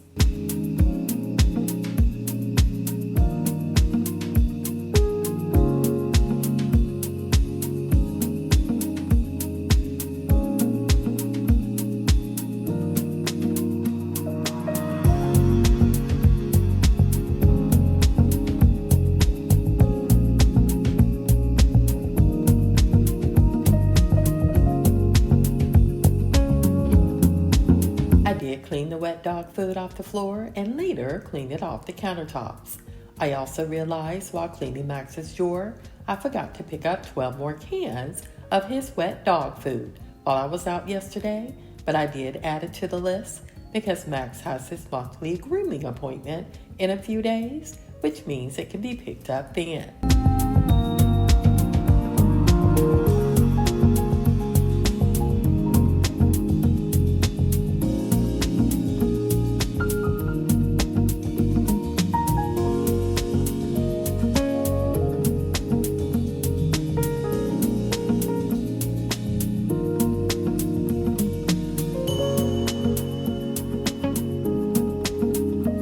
Keep the microwave clean, I wipe it down weekly and clean up any spills as needed. Also, to easily remove stuck-on stains, I heat up a bowl of water, which allows the steam to loosen up the food particles for easier removal.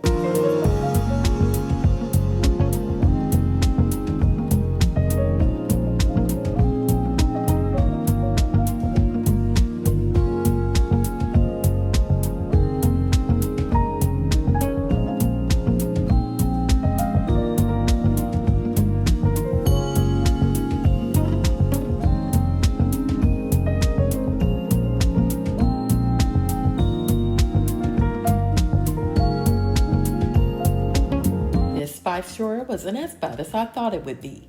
Usually there are bits of spices trapped in the corners of the drawer, but not today. And boy was I happy to see it, because by this time I was a little hungry and was ready to eat.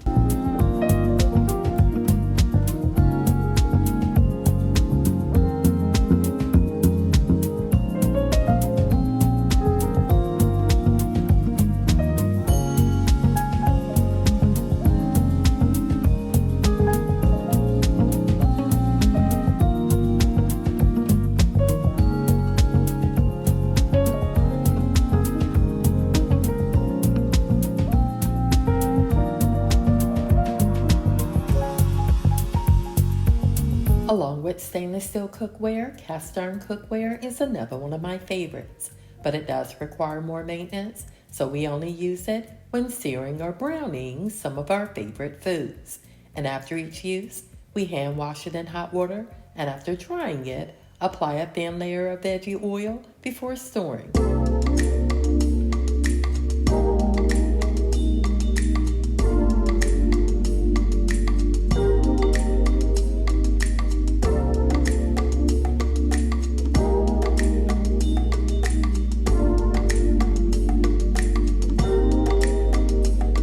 This next drawer is where we keep our double trash bins, and during the remodel, it was important to add multiple trash bins across from the cooktop. But we also chose to add an additional one in the sink cabinet of this island.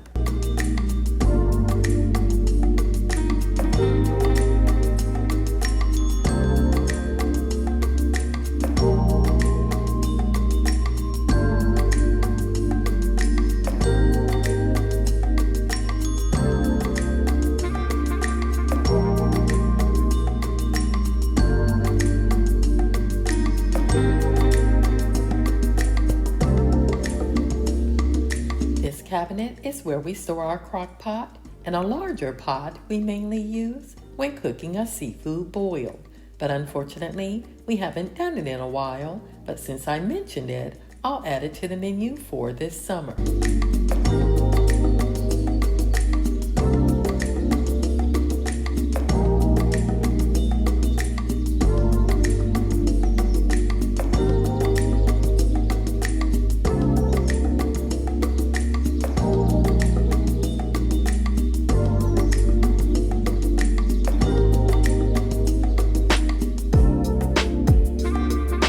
After cleaning this drawer, I was reminded that I need to wash the oven mitts and pot holders. I try to wash them weekly because they're used a lot, and if not cleaned often, the food particles that are on the mitts will sit in the drawer, which will eventually attract pests.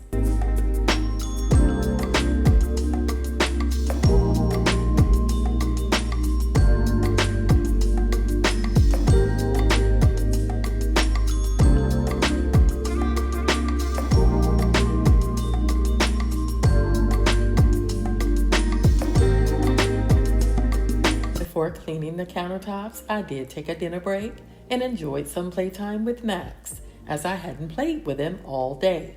I also folded a load of laundry I had placed in the wash earlier on this day, but didn't record it because I felt that this video was long enough.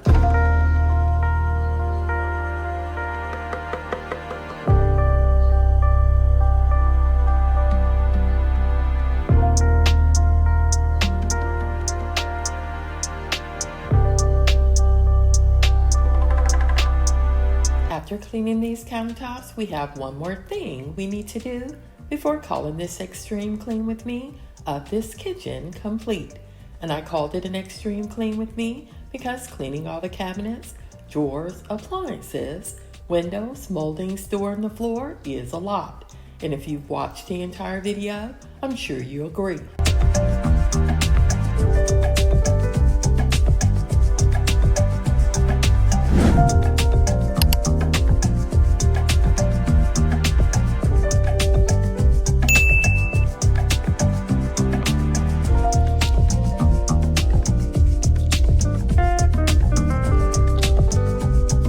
Yesterday, I did say the only cleaning products we're using to deep clean this kitchen was Dawn dish detergent and Dawn power wash, but we had to add the Easy Off oven cleaner because the bottom oven needed some help.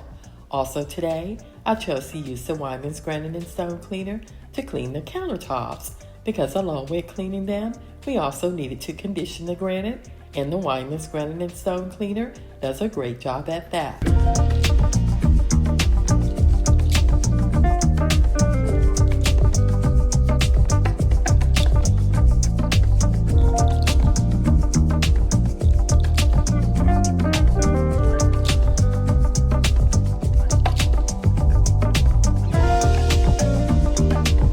I did clean the cooktop last night after cleaning the double ovens, and I also rinsed the dishwasher's filter and added a dishwasher cleaning tablet in order to clean the tub.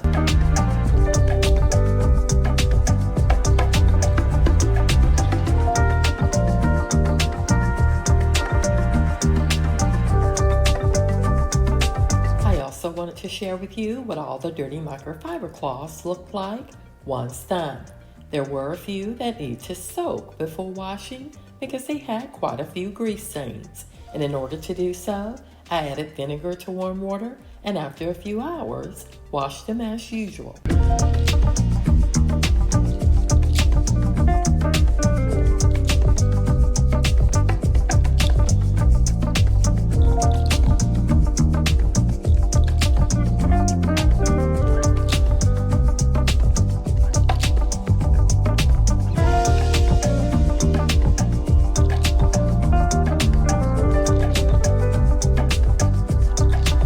You could smell the kitchen once done mopping these floors because it was the freshest it smelled in a long time. Even the boys noticed how clean everything was and mentioned that I did a great job later that evening.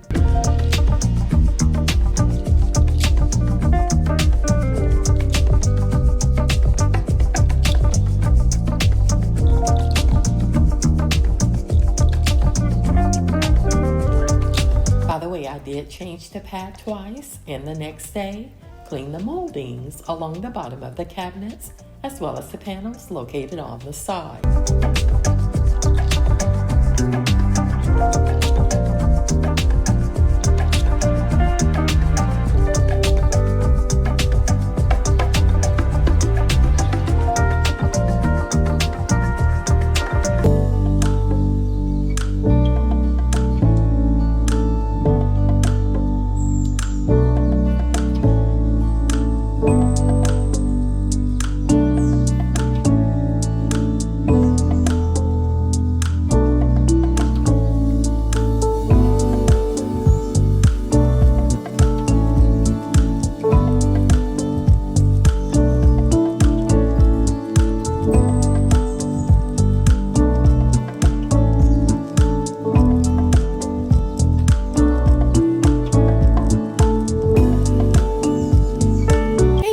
guys, welcome to Sissy Spaces and thanks for stopping by.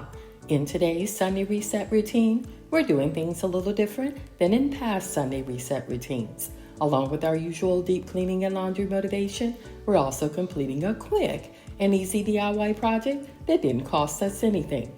So I hope you enjoyed today's new Sunday Reset routine and it motivates you to do some deep cleaning and laundry motivation as well as a DIY project of your own. And as always, if you enjoyed today's Sunday Reset routine, please remember to like, subscribe if you're new, comment, and share.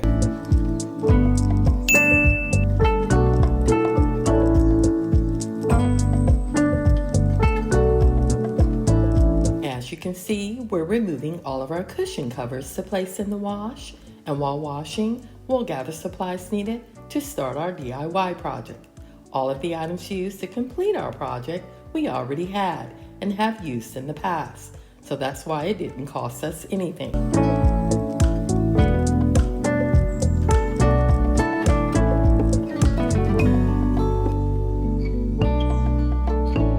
On this morning it was just Max and I, because our oldest was at work, our youngest was catching up on some homework, and hubby was at his weekly bowling league. So while deep cleaning, I was also taking care of Max's needs, as well as entertaining him as much as I could.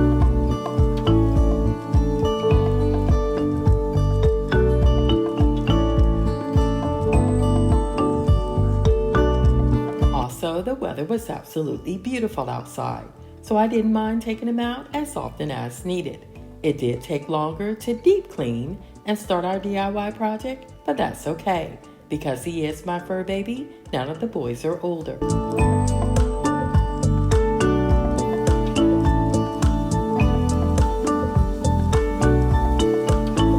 As I was washing my hands, I was thinking about the history of hand washing and how it came about. To summarize, in the mid-19th century, physicians were conducting autopsies in the morning and delivering babies in the afternoon. After observing this for a period of time, a Hungarian doctor linked the lack of hand washing to the high mortality rate.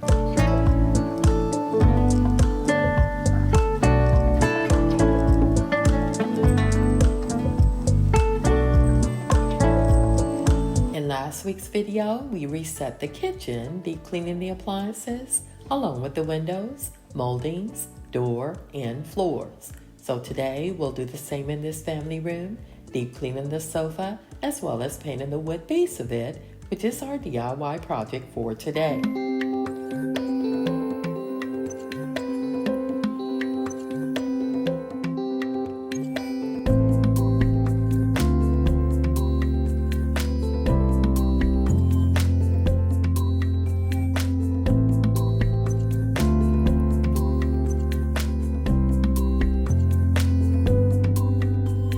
Now that all of our cushion covers have been removed, it's time to place them in the wash. And to wash them, we're using 1/4 cup of game powdered detergent and white distilled vinegar that we'll place in our fabric softener and bleach tray, along with 1/4 cup of borax and a cupful of Moonlight Breeze scented firework beads. This combination not only softens the cushion covers, but also cleans them well, and always leaves a fresh scent on them for days.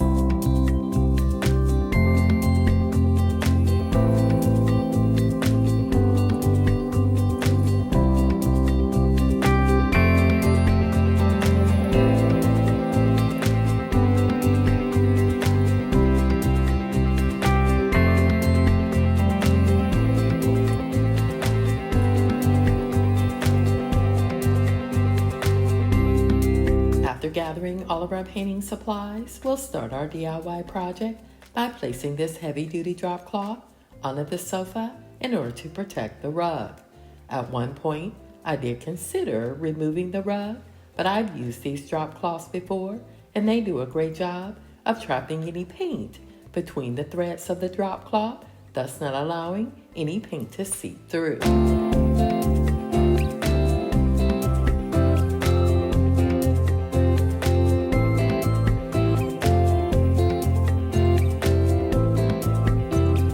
Last summer, I painted our youngest son's bedroom furniture, which was a lot more work, then painting the base of this sofa, and I'm using the exact same paint, brush, and drop cloths to do it.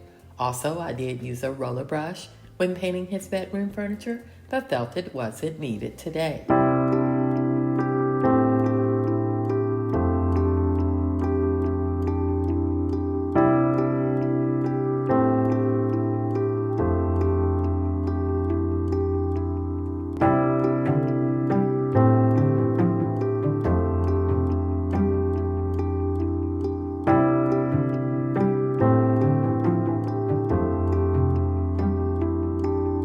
The base of this ottoman was in worse condition than the base of the sofa, so instead of using a single coat, as I did on the sofa, I used two, and once done, decided to touch up the posts on the double staircase. The paint used on the posts was a semi-gloss paint, but I still used this flat paint to cover it, and will use a semi-gloss paint when repainting the entire staircase in a few years.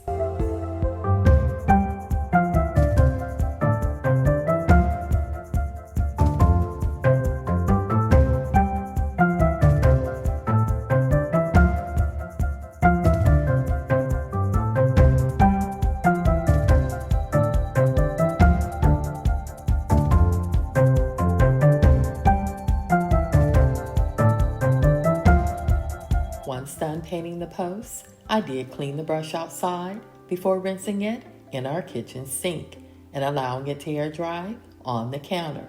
I did use a water-based paint by Dwell, which means cleanup is a breeze. And while washing my hands, I heard the jingle on the LG washer, letting us know our cushion covers are clean and ready to go on the dryer.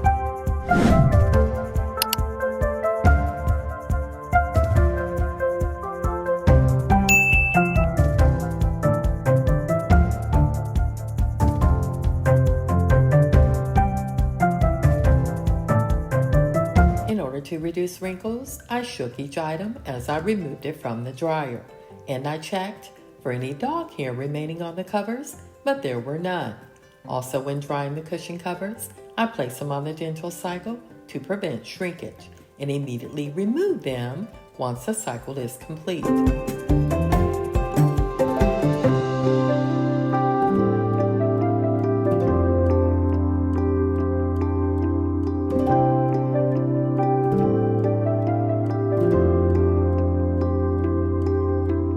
I'm sure if Max didn't have paws, he would be helping me move this sofa, as well as the drop cloths, but he was doing a great job of supervising.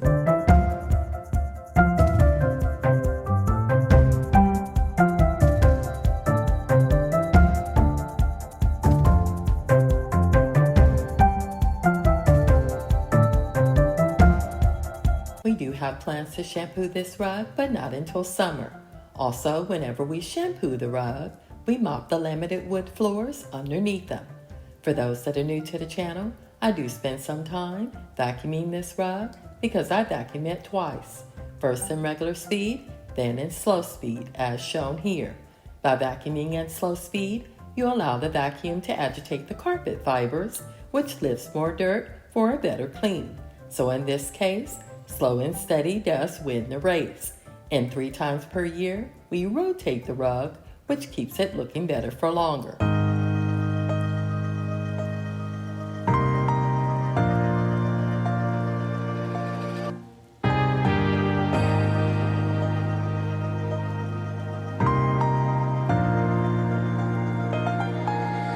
I was asked in a previous video what's the difference between the Dyson's V15 vacuum and the G-Goose V700 cordless vacuum. The first thing that comes to mind is the price, because the Dyson's V15 vacuum costs twice as much.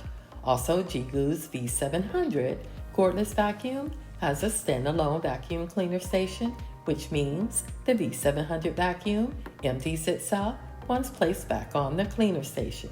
And while using the G-Goose V700 cordless vacuum, you don't have to hold down the power button.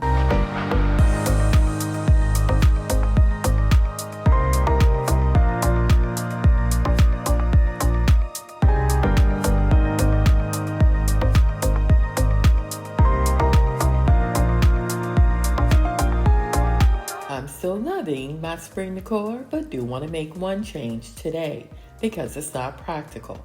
Also, I finally learned how to activate the TV art on this frame TV, and we'll be sharing this in an upcoming video. For now, I'm using the TV art from YouTube that also plays jazz music.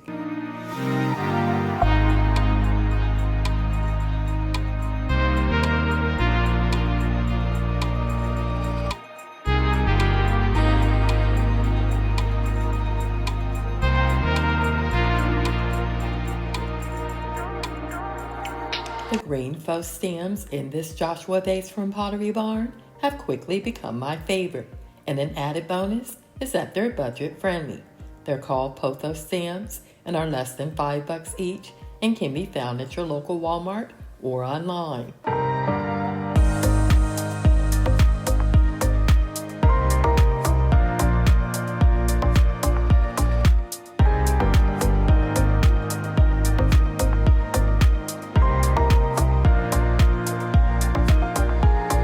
I did turn on the iRobot, which will vacuum the hard floors in here while I deep clean the half bath.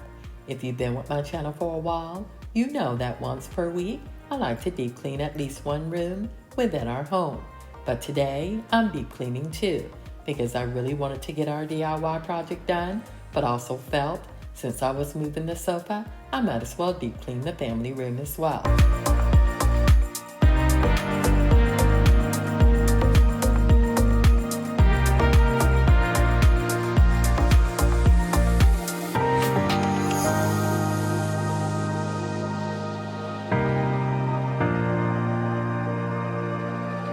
In my haste to deep clean this half bath, I fell to dust before spraying down the sink and toilet, and later regretted it because it caused more work than needed. You see, I was in a hurry because on this day, which is Sunday, I visit Mom and share any comments made on the videos. She really enjoys watching them and hearing the comments from you and some of her favorite subscribers. Also, for those that are new to the channel, Mom is bedridden but is lively as ever. And with every visit, we get a good laugh, either from something I did in the video or didn't do. And that's because Mom was a professional housekeeper for over 20 years and is an expert at cleaning and maintaining a home.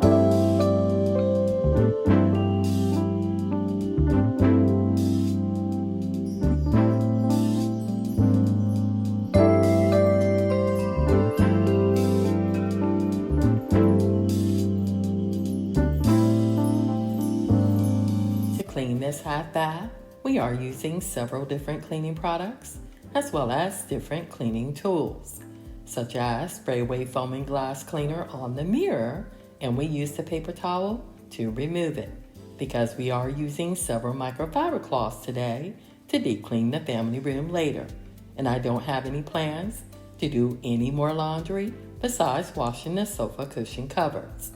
We're also using unbleached Clorox wipes, a scrub bumpy sponge, my vinegar mixture, the Rubbermaid spin brush, and a Swiffer handle with a Swiffer duster.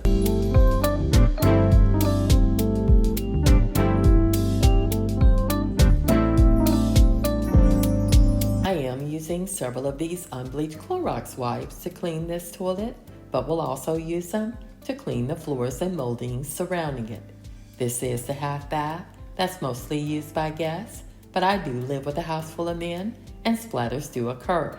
So whenever I clean this half bath, I make it a priority to clean the entire toilet as well as around the base and the floors and moldings surrounding it.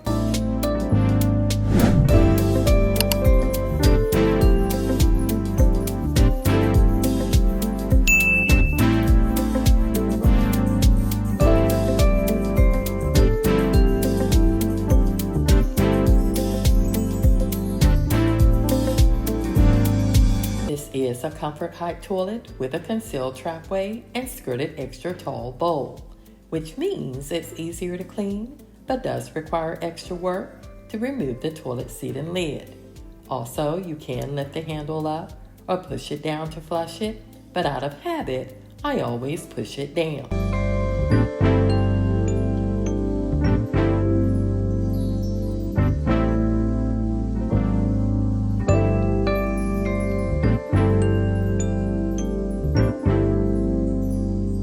and when deep cleaning the plunger, toilet brush, and their holders, I soak them in hot water with Dawn dish detergent before using Clorox wipes to disinfect them.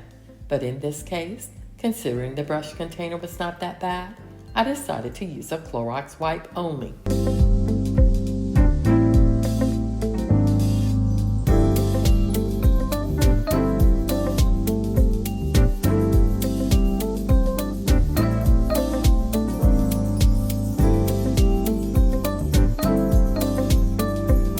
While washing my hands, I remembered that I forgot to start the iRobot in the dining room, which will be used to vacuum the floors in the half bath.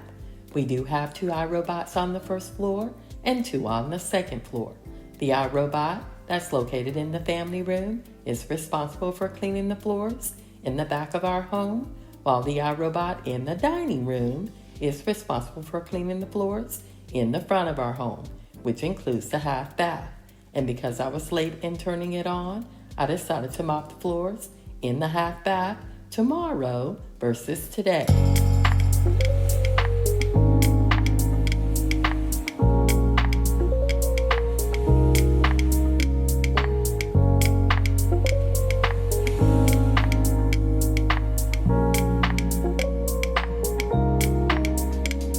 It did take a lot longer than usual to deep clean this sofa because Max became restless and wanted to play.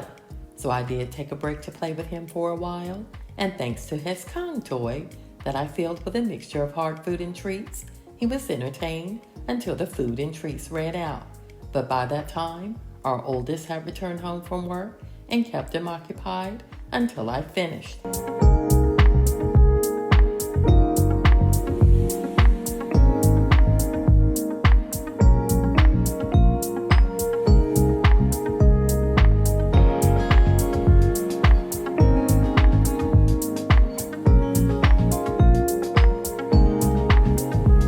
Although not shown, I did remove any stains seen, but after vacuuming the entire sofa. I also removed a few spots off the carpet using the Folex Instant Carpet Spot Remover that I ordered off Amazon, along with a clean dry microfiber cloth.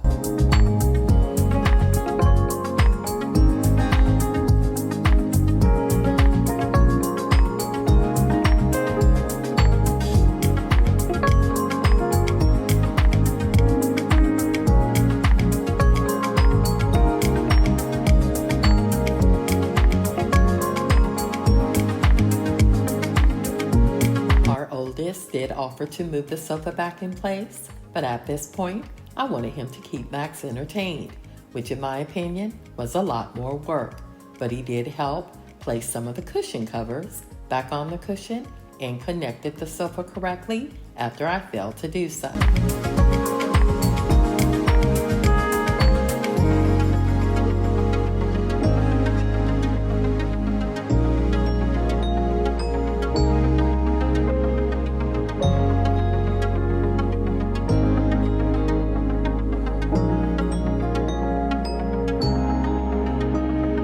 At this point, I was concerned because it was getting late and I wanted to get on the road before dark.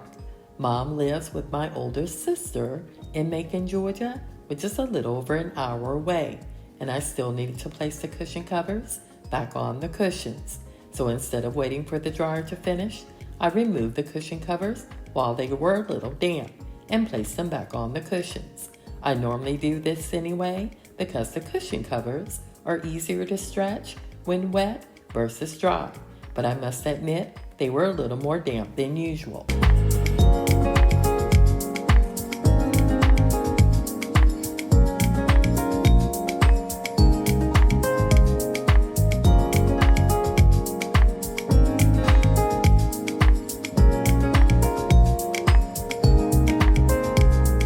Although easier to stretch when damp, these cushion covers do take a lot of patience and elbow grease to place them back on the cushions. And once done placing them back on the cushions, I remembered that I forgot to spray the cushions first with a disinfectant spray because that was the sole purpose of placing them back on the sofa first.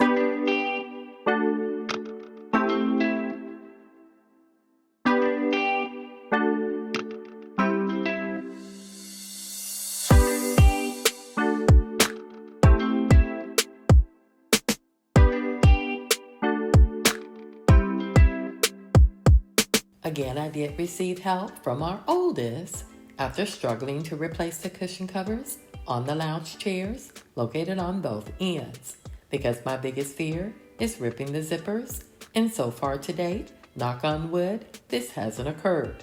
And I'm happy to announce it didn't happen on this day as well.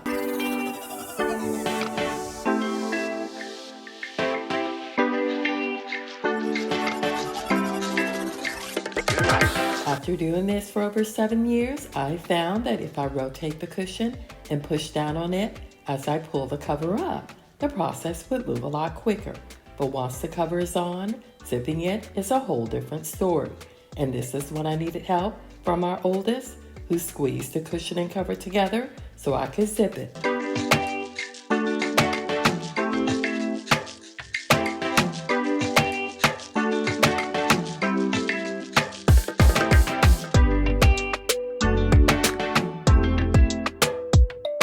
I do want to make a change to the decor on this ottoman, but as of this day, decided to leave it as is, and will redecorate it tomorrow. In the meantime, I want to return the throw pillows to the sofa, then mop the bathroom floors before visiting Mom.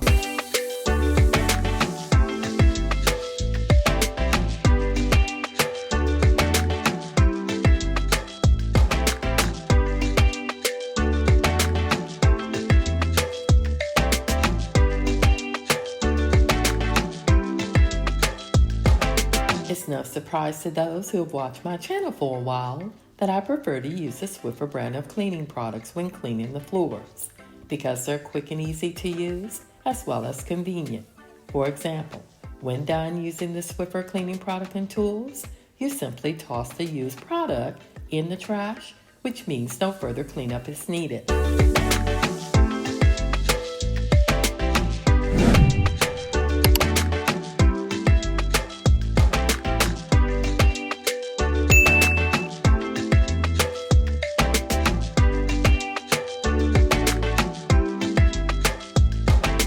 And I also like the fresh scent it leaves behind, and once the floor is dry, there aren't any streaks to be found.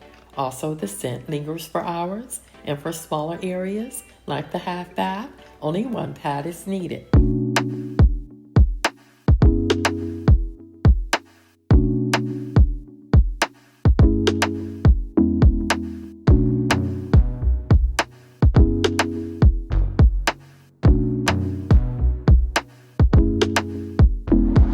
Once done tossing this pad, I was done cleaning for today and started early the next day, finishing up in the family room by deep cleaning the blinds, windows, moldings, and fireplace hearth.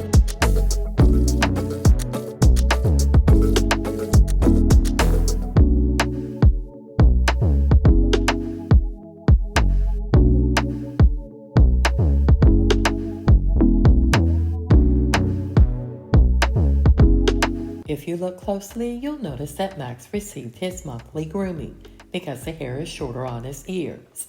During the spring and summer months, we keep his hair shorter, and during the fall and winter months, we let it grow longer in order to keep him warm.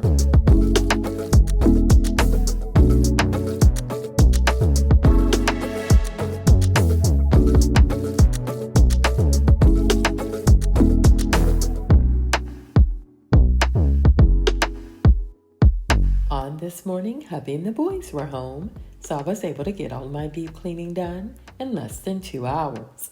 And with all the extra time I had, I completed our weekly grocery haul, as well as took a few hours to browse some of my favorite stores. But of course, browsing was all that was done.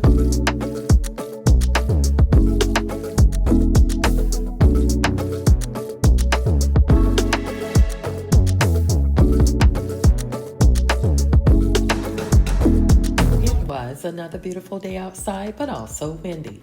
So when taking my morning walk, I shortened the route to quickly return home. But I felt I made up the distance after completing our weekly grocery haul and visiting a few other stores.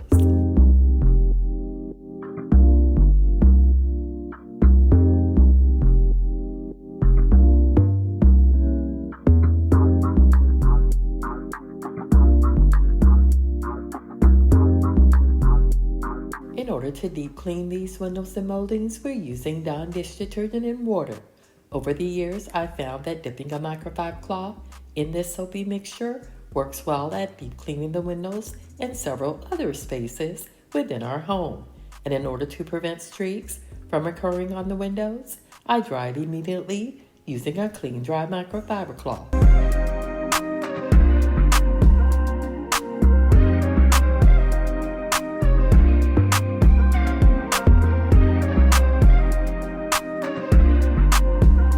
As you can see, we're not cleaning the exterior of the windows today, but we'll do so once we clean the patio, which is in the plans and should occur within a month or two.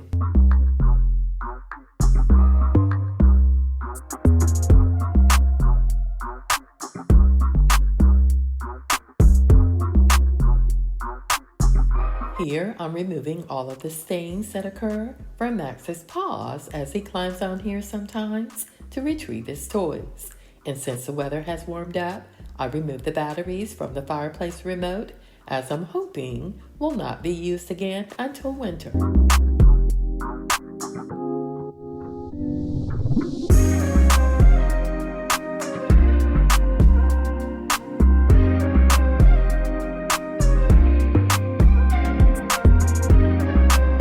Next, we're using the Zep foaming wall cleaner to clean these moldings, and we'll use it later to clean a few stains off the wall as well.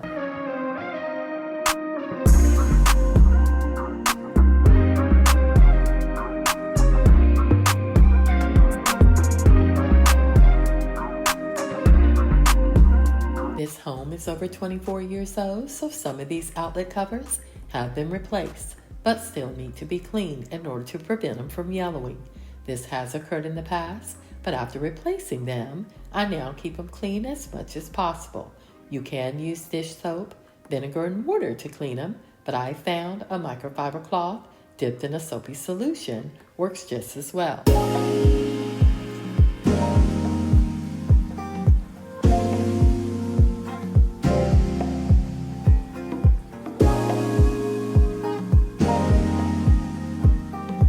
Clean Max's toys, I no longer use the unbleached Clorox wipes because you were correct in that his saliva would activate the surfactants in the Clorox wipes, which could eventually lead to digestive issues. So now I only use a clean microfiber cloth dipped in warm soapy water to clean them and continue to allow them to air dry before he plays with them.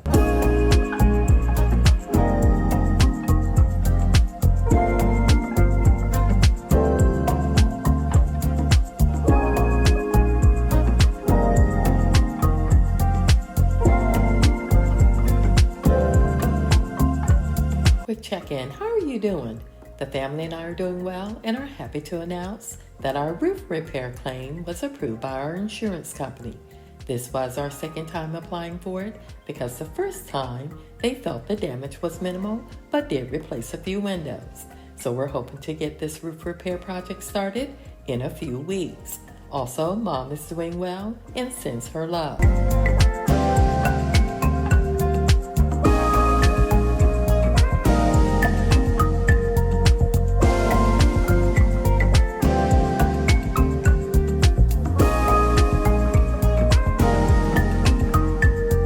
Mentioned yesterday, I do want to change this decor on the ottoman and decided to keep it simple by removing the books and unstacking the ceramic bowls. I felt it wasn't working because its purpose is to hold the remotes and the way it was originally decorated wasn't practical.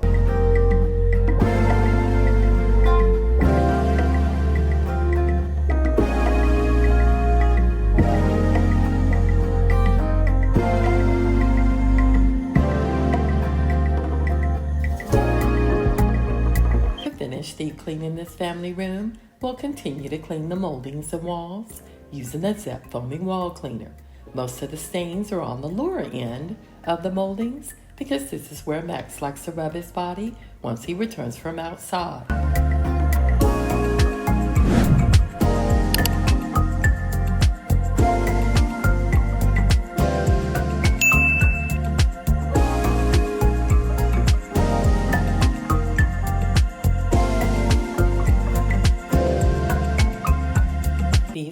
ceilings were installed last summer, and although pretty, it does require extra work to clean them. I usually dust them weekly when cleaning the stairs, but decided to deep clean them today using a microfiber cloth, which only maybe occurs once per month. And although we're not cleaning the stairs today, I do have plans to clean them later this week.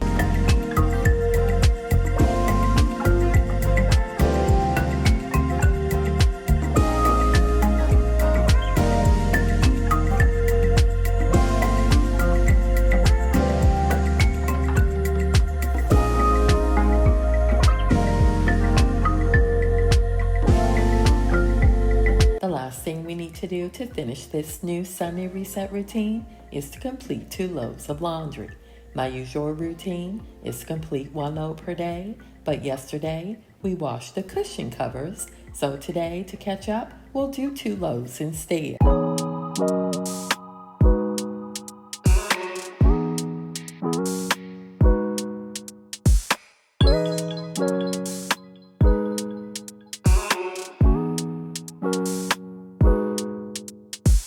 For those that are new to the channel, laundry has always been my favorite chore, especially the folding part, because it gives me an opportunity to catch up on some of my favorite shows.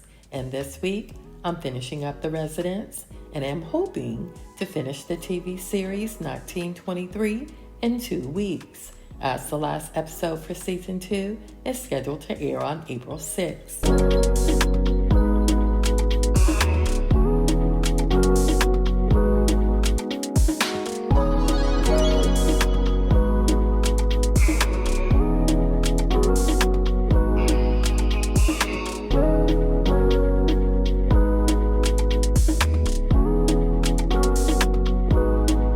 Most of the laundry I'm folding today belongs to me and hubby, because our oldest washed most of his laundry and his brother's yesterday.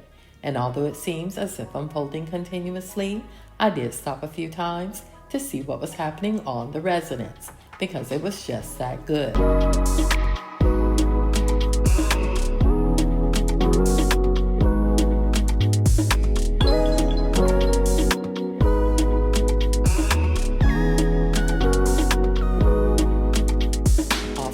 I didn't need to worry about dinner because there were plenty of leftovers in the fridge. So once done folding and putting away this load of darks, as well as our second load that's currently in the dryer, we'll clean both the DI robots and call it a night.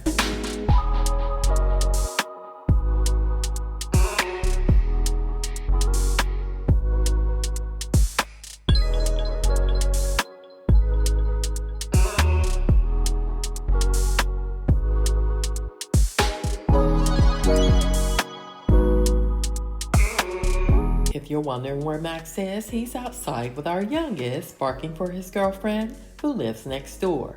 They're so cute together, but lately I haven't really seen much of her because our neighbors have mostly kept her inside. Our neighborhood does require all dogs to be leashed when outside, so this could be the reason why.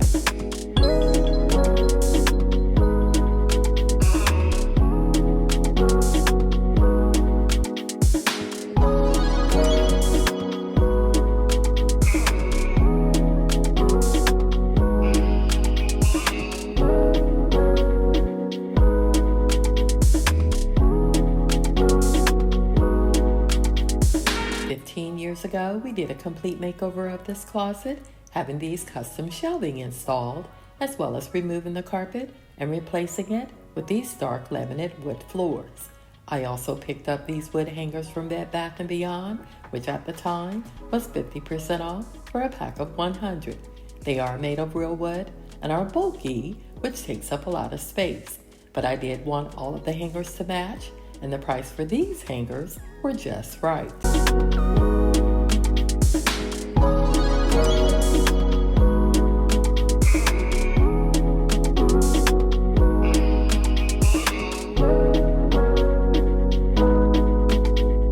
After vacuuming this area, we'll clean the iRobots and finish our second load of laundry. Both of the iRobots have been running for the last few hours, so I'm sure they're pretty full.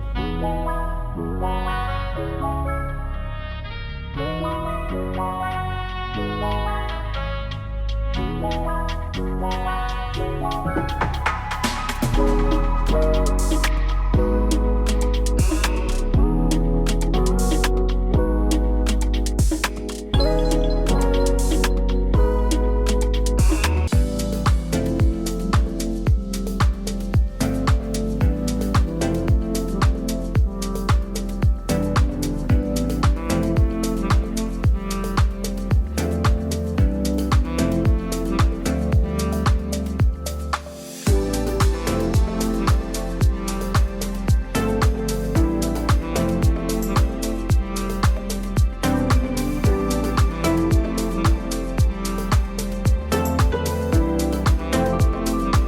guys, welcome back to Sissy Spaces, and thanks for being here.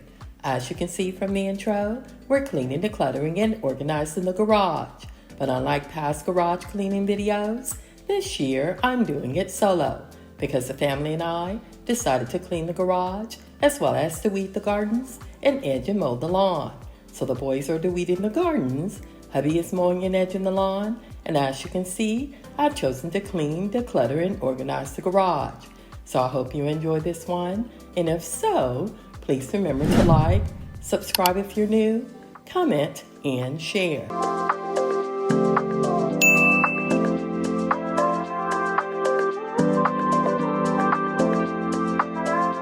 To start, we'll clean the windows, blinds, and moldings, then move everything to the center of the garage in order to declutter the items no longer needed. From there, we'll clean the walls and floors, as well as clean and organize all 4 of the utility cabinets. I also thought it would be fun to see who would finish first, so occasionally I checked in with hubby and the boys to see how far along they were. But as always when cleaning, my goal is quality over speed, so of course I finished last.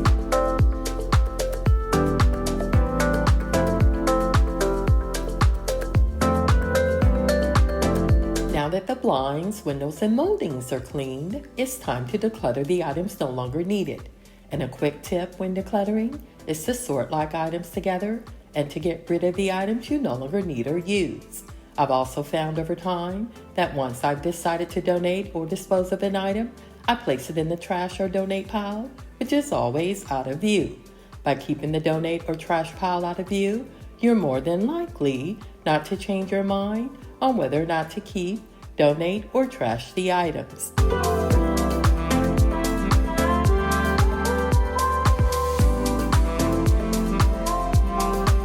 And as you just saw, hubby is moving pretty swiftly and mowing the lawn. He's already mowed the back and sides of the yard, while the boys have pulled all the weeds on the back and are currently working on the sides. So it seems the only competition is between hubby and the boys.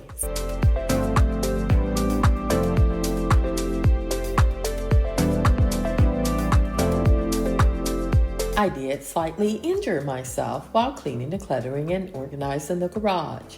I didn't realize how bad the injury was until I was done, and I'll share the clip with you the moment it occurred. So this video is not as long as my usual videos, but the good news is, as of today, I am much better, but still not at 100%.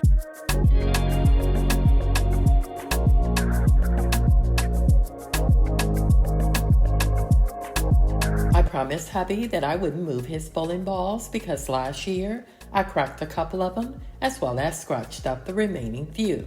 So while cleaning the garage, I only tidied up that area and swept under the bowling ball racks as well as behind them.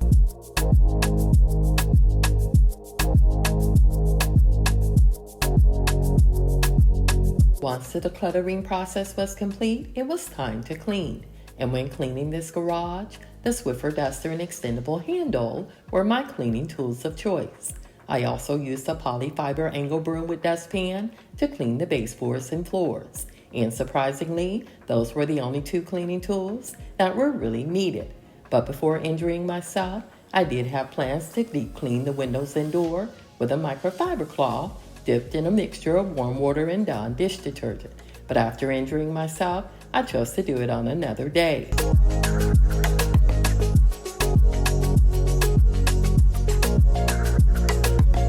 As I continued to clean the garage, I noticed hubby had finished mowing and was using the Craftsman gas-powered lawn edger to put the finishing edge on the lawn. He did take a break, along with the boys and I, before using the weed eater to finish the job, but unfortunately, the weed eater stopped working, which required him to spend an extra 30 minutes to fix it. This gave the boys the lead, but they still needed to finish the weeding the front of the yard, as well as the landscape area located on the side of the garage.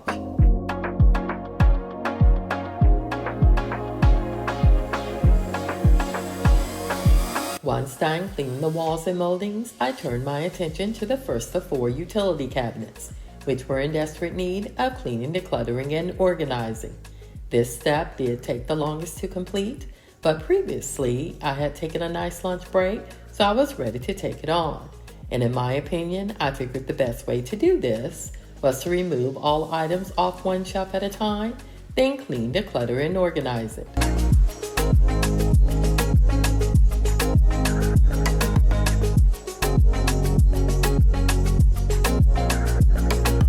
I also designated which items would be placed on each shelf based on the majority of items that were already there.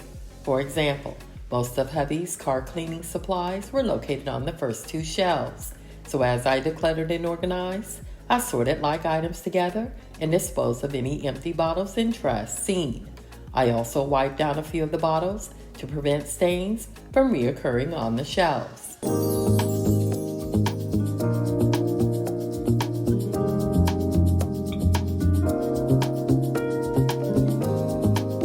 Some of the shelves, like this one, did require a lot more cleaning than others because apparently a spill had occurred and dried, which required the use of a razor blade to remove it. I did try the cleaning product called Goo Gone, along with a few others, but they didn't work. Also, our oldest was called in to work a late shift, so along with weeding the front, he also disposed of a few dead shrubs before stopping for the day. And next week, my plan is to pick up some new plants or shrubs to replace them if my injury allows me to do so.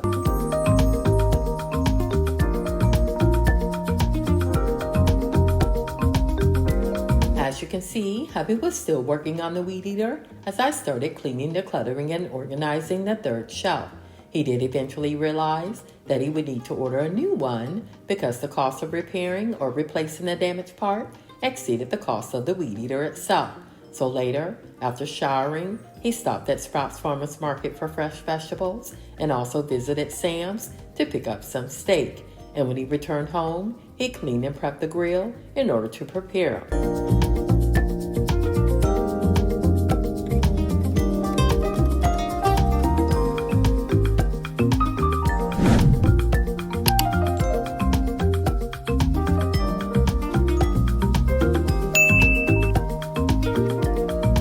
Mentioned earlier, the first 2 shelves were used to hold hubby's car cleaning supplies, and I designated the 3rd shelf to store all of our painting and staining supplies.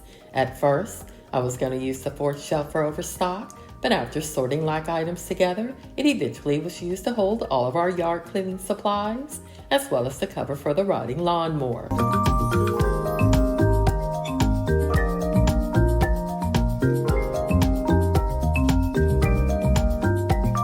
I was also happy to see that this shelf only required a little dusting in order to clean it. And because there were only a few items that I needed to return on this shelf, I was able to finish deep cleaning, decluttering, and organizing it before hubby finished prepping the steak and asparagus to go on the grill.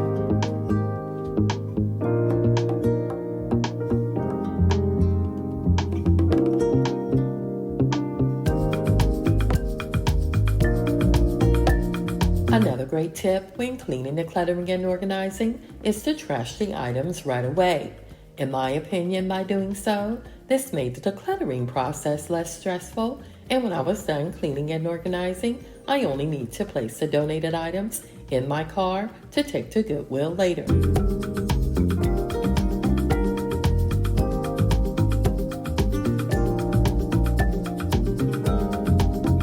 I chose to use the polyfiber angle broom to sweep the floor versus using a blower because the blower would have caused more work than needed, as this is a confined space, and if I had used the blower, it would have scattered debris in unwanted areas.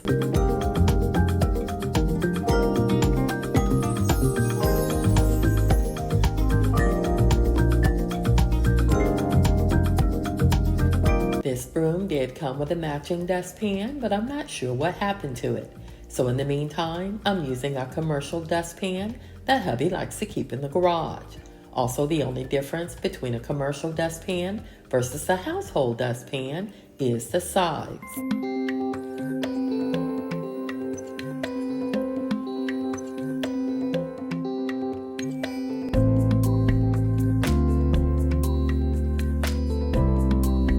You'll also notice that I'm placing yard waste in a lawn and leaf bag versus a trash can.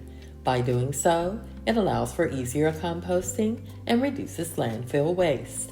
Also, when separating your yard waste from household trash, the household trash is less likely to contaminate the yard waste, increasing the chance of successful recycling.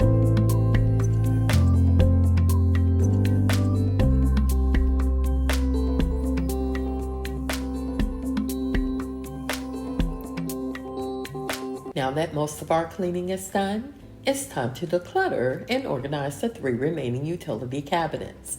Hubby did a great job of maintaining the first one, but the last 2 needed some work. He does use the first one to store his vintage car maintenance supplies, while the remaining 2 are used to hold additional items used by the entire family.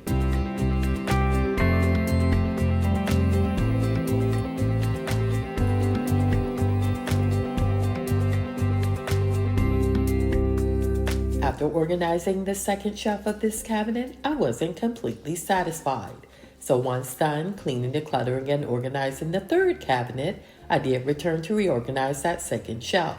My goal was to ensure he was able to see everything he has, which will prevent duplicate purchases. And by reorganizing that second shelf, I think I succeeded in doing just that.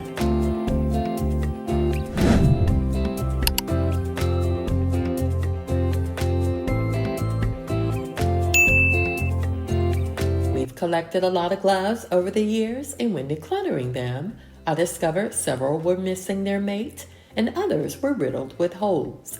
I also found 2 razor blades that were uncovered and felt very blessed that I didn't cut myself as I recovered them.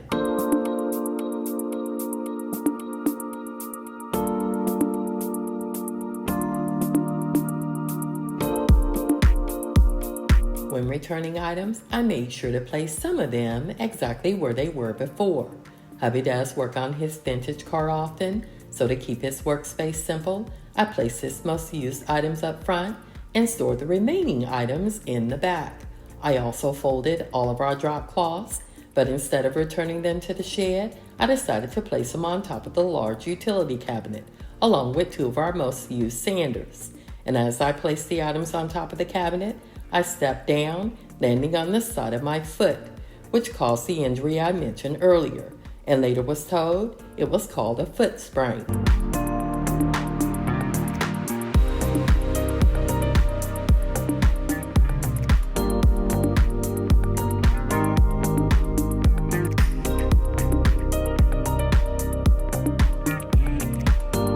This is the exact moment the injury occurred, and although not shown, I did stop and rotate my foot through the pain to ensure it wasn't broken.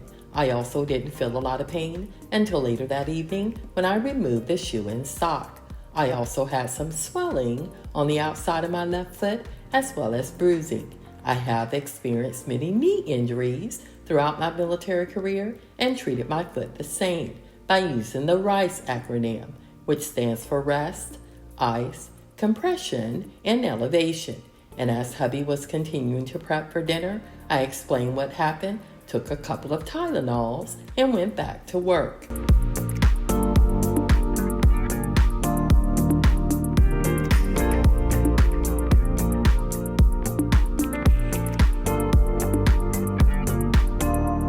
And as mentioned earlier, I have been taking it easy since the injury, icing and elevating my foot as needed. I also wrap it before bedtime, which has really helped because now I can bear weight on it without any pain, which means I no longer need to take any pain meds. Also, it's my fault this injury occurred because instead of using a ladder to place the items on top of the utility cabinet, I used a crate, which was definitely not a good idea.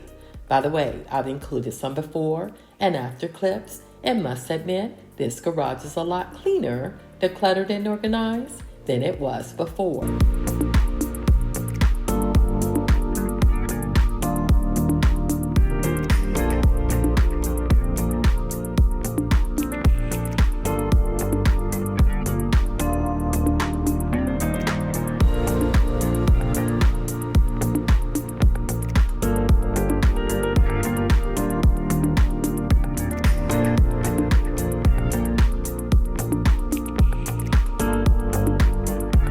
Just as I was preparing to ice and elevate my foot, hubby was removing the last of the steaks and grilling the asparagus. And as always, everything was absolutely delicious.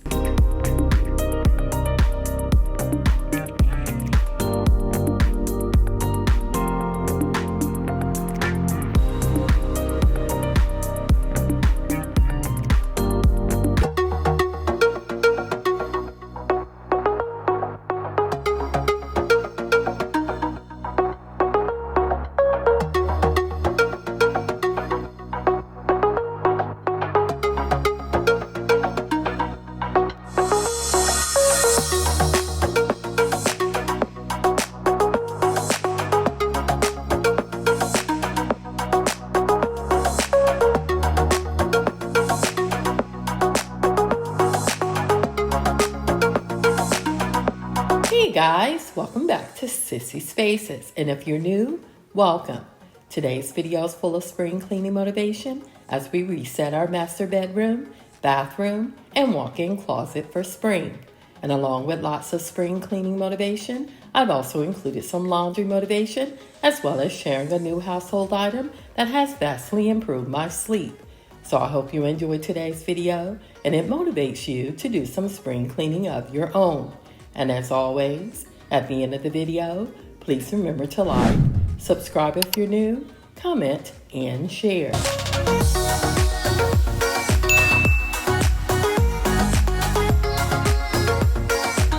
The secret to keeping our white linens looking bright is to add 1/8 of a cup of OxiClean to the pre-wash tray of our LG front load washer, along with 1/4 of a cup of Gain Moonlight Breeze scented powder detergent in the main wash tray. I also place white distilled vinegar in the bleach and fabric softener trays, which is a natural way of softening our white linens as well as removing any additional residue. And to deodorize them, I place a cap full of the Gain Moonlight Breeze scented firework beads in the drum along with 1/4 of a cup of borax and wash them on the sanitized cycle.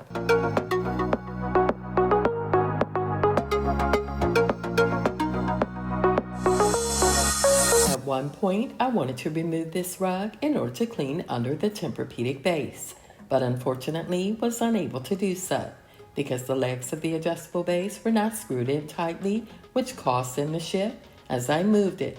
So instead of moving the entire bed, our oldest helped with removing the Tempur-Pedic mattress, and I chose to raise the head of the bed instead, and later used the iRobot to clean under the bed as I cleaned behind it. By the way, hubby was out of state at a bowling tournament, but once he returned home, we tightened the legs of the adjustable base.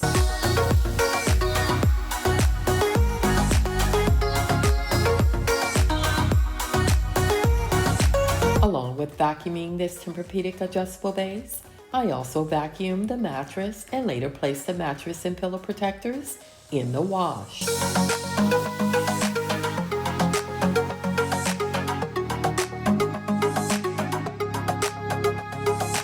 The Dyson's V15 vacuum crevice tool did a great job of removing any debris in this narrow space, but I also used the Dyson's hair screw tool, which has an anti-tangle brush bar to remove any additional debris left behind.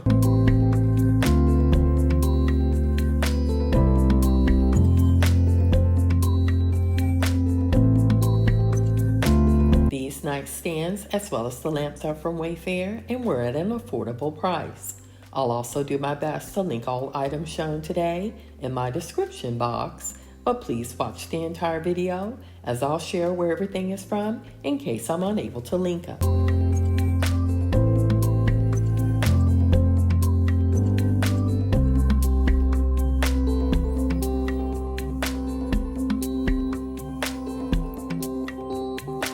am aware that it wasn't a good idea to climb on the nightstands in order to clean the moldings, but at the moment my focus was on removing all of the dust seen at the very top. Also, the tallest ladder we have to reach the ceiling was located in the shed, and I didn't want to wait for the boys to retrieve it.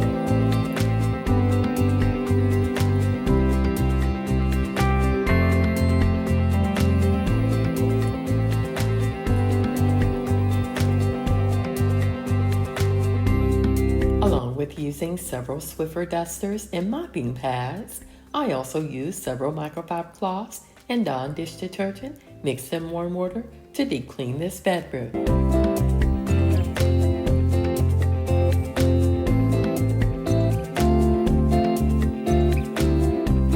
This Tempur-Pedic Breeze mattress does come with its own mattress protector, but I also like to add an additional one on top of this one, so this one doesn't have to be washed as often because it's a pain to remove and replace.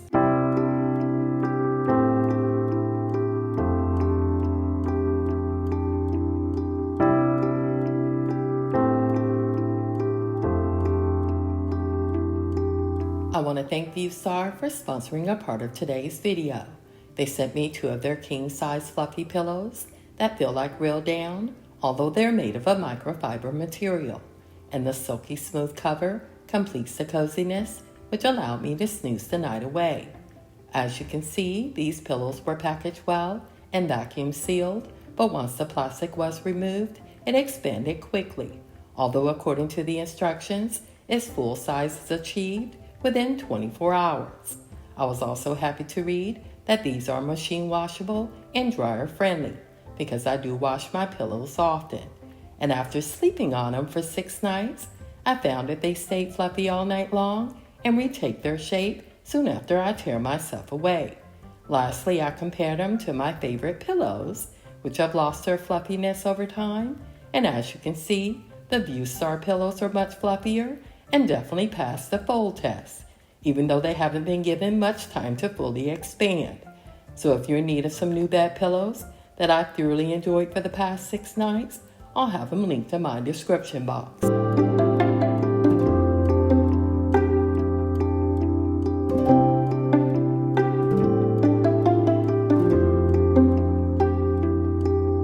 Usually I would split this load into 2 loads, but I wanted to finish making the bed before leaving to see Mom.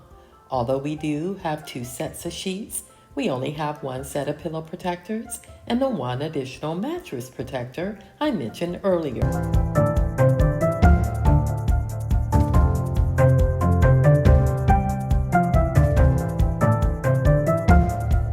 Now that our washer has been prepped for tomorrow, we can continue to reset our master bedroom for spring, starting with dusting all of the decor and furniture, as well as the remaining moldings and floors under and behind them.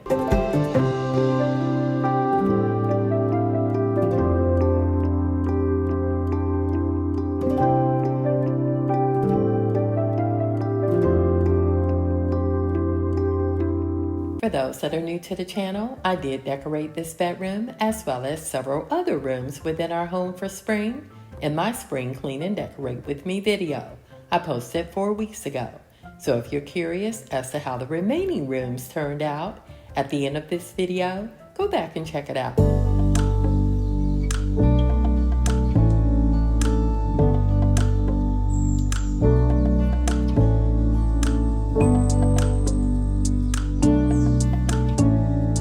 Months ago, I cleaned behind this fireplace as well as the Curio cabinet, and I was happy to see today that I did a great job because neither was as dusty as I thought they would be.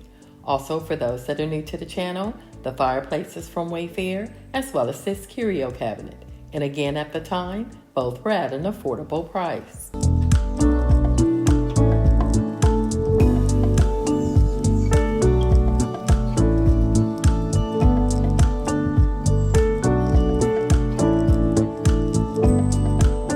I do want to eventually replace these chairs because they're not very comfortable, but the color scheme and style of them fit this bedroom beautifully. Our oldest has been asking for them, and eventually he'll get them, But until then, we'll continue to use them in this bedroom for additional seating, which is needed.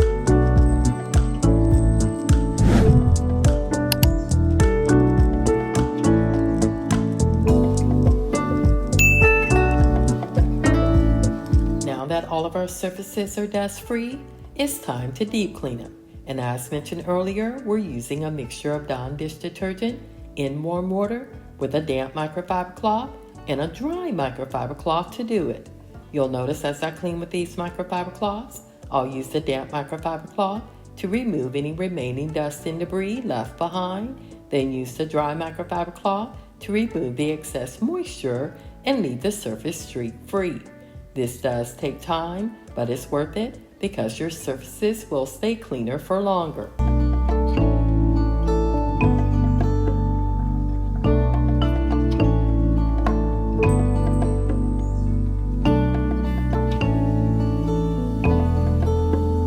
By the way, I did have our oldest clean all the vents within our home, and the next day I walked around and cleaned all of our light switches and doorknobs, as well as the doors in this bedroom, the bathroom, and our walk-in closet.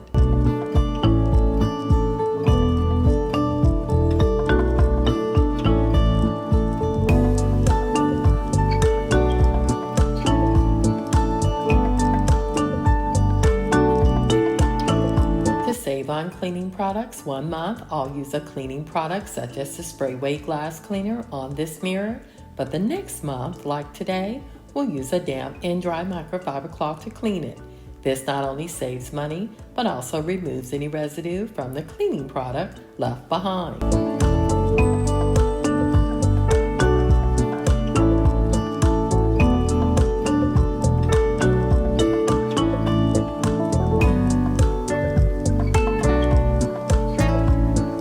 I do clean all of my decor that's displayed at least monthly.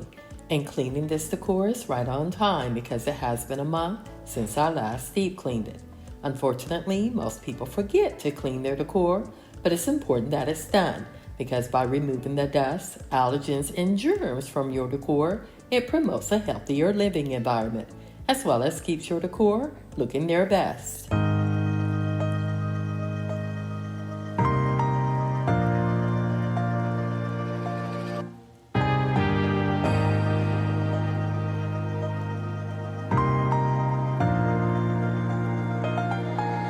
By the way, how are you doing?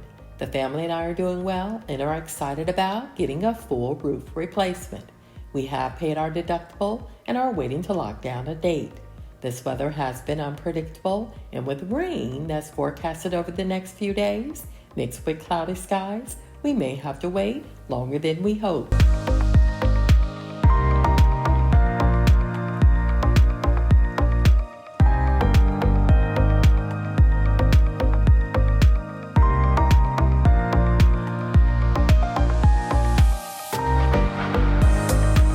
So if you're new to the channel, please introduce yourself in the comments, but I'll go first. My friends call me Charlene, but my family call me Sissy, thus the channel name. I live outside of Atlanta with my hubby of 33 years, our 2 young adult sons, and our fur baby Max. I enjoy creating all cleaning, decorating, and homemaking videos, and I give you tips and tricks on how I maintain a clean and tidy home. So again, please remember to introduce yourself in the comments because I would love to hear from you, and I always respond.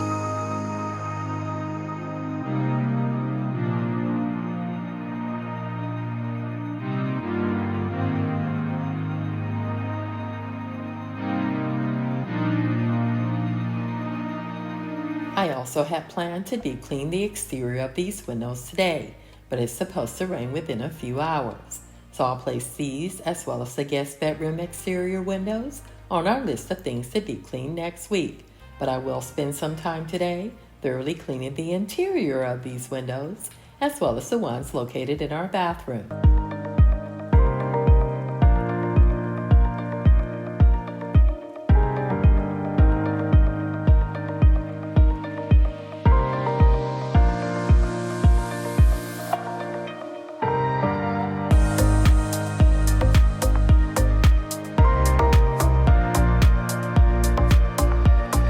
And although not shown, I did rinse the damp microfiber cloth in between cleaning different surfaces. And I changed the water before returning the Dawn dish detergent to the linen closet. Also, Max is up from his mid-morning nap, which means he's wanting his first snack of the day. So before making the bed, we'll take a quick break to play with Max, as well as get a quick snack of our own.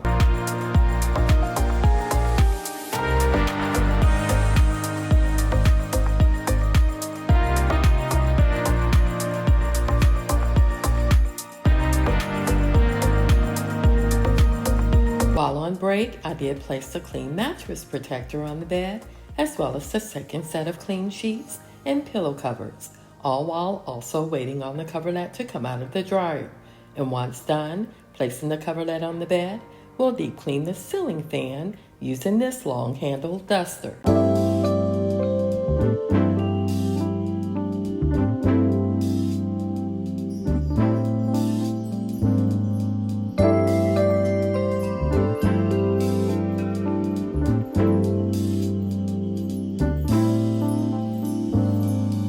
The weather is getting warmer, but hubby and I do prefer using a coverlet on the bed all year long. I also place a heavy duvet on the bed all year long, but during the spring and summer months, we place it on the ottoman that we keep at the foot of our bed before retiring for the evening.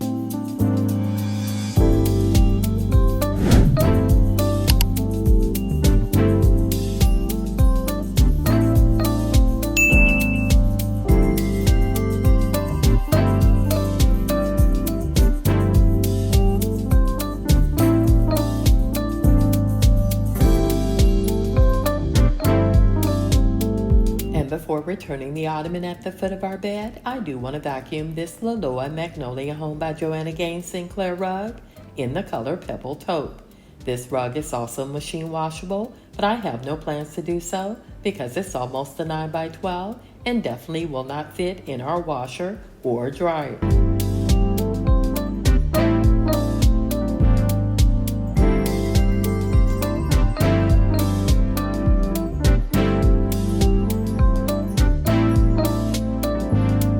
Usually, I would use the dust detect brush head with the LED lights to vacuum these hard floors, but I've already used the iRobot to vacuum under the bed and in several other areas of this bedroom. So I only need to do a quick vacuum of these hard floors using the roller brush head that I really prefer using on the rugs.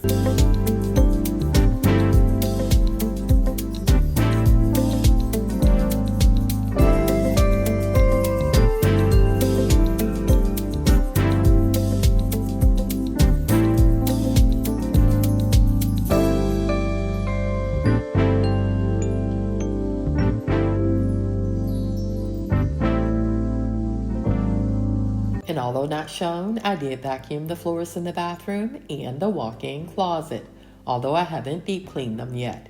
If you've been with my channel for a while, you know I prefer cleaning one room at a time before moving on to another, but also prefer vacuuming and mopping all of the rooms I'm cleaning at the same time.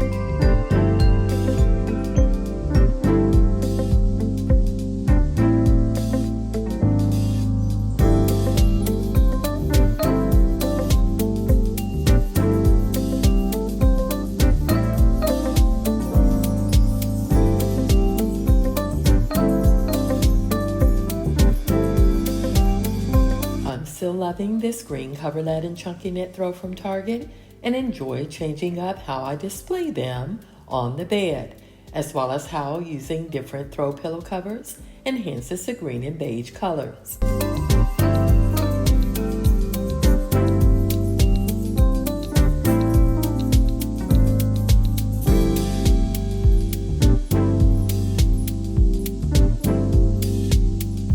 I do plan to decorate for summer and will be changing up the linens as well as the throw pillow covers.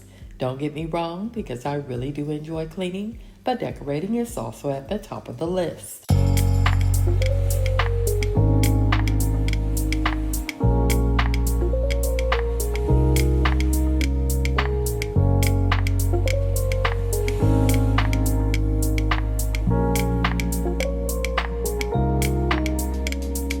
Now that we've we've reset our master bedroom for spring, we're moving on to deep cleaning the bathroom.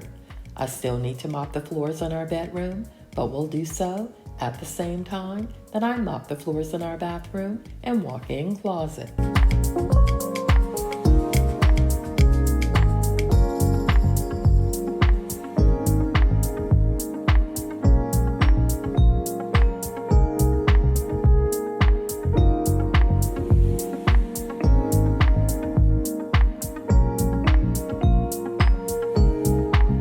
Change the water after deep cleaning our bedroom and should have shown it to you because it was visibly dirty.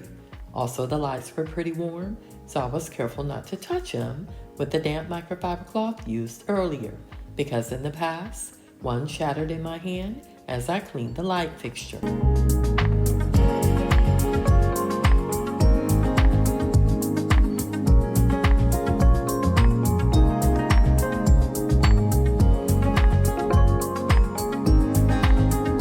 Earlier I mentioned that the only cleaning product used today would be Dawn dish detergent mixed in warm water, and this was true for deep cleaning the bedroom.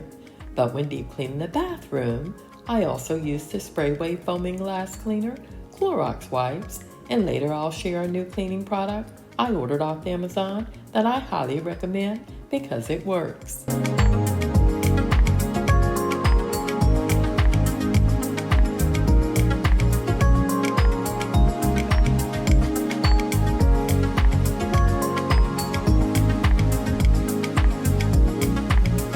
Tidy my bathroom every day when I complete my morning reset, which consists of removing anything not normally kept on the countertops, as well as removing any stains seen. And I always wipe down the glass shower doors when done taking a shower. So today's deep clean is a quick and easy one, but it is on my spring cleaning list to get done today.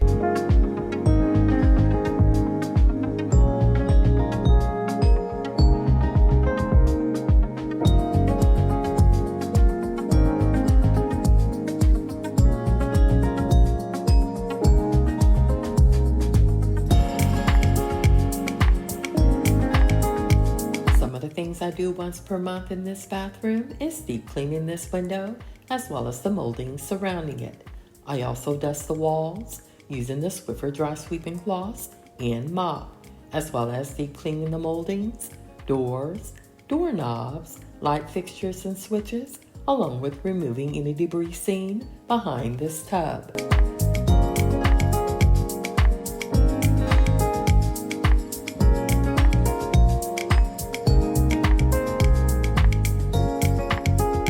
I still don't have any plans to use this tub because we prefer showers instead. So the only thing we'll do today when deep cleaning it is remove any debris seen inside and behind it, along with cleaning the exterior using this damp microfiber cloth.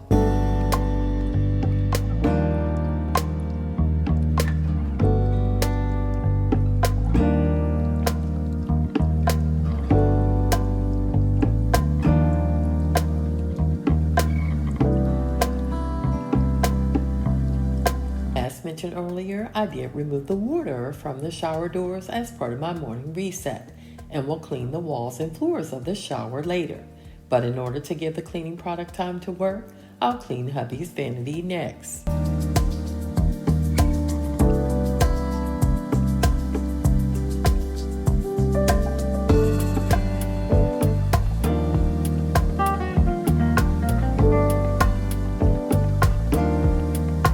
Also, I forgot to mention earlier that along with the spray-away foaming glass cleaner, Clorox wipes, Swiffer wet pads, and the new cleaning product I ordered off Amazon, I am using my vinegar mixture to clean the shower walls and floors, which consists of Dawn dish detergent, water, and cleaning vinegar.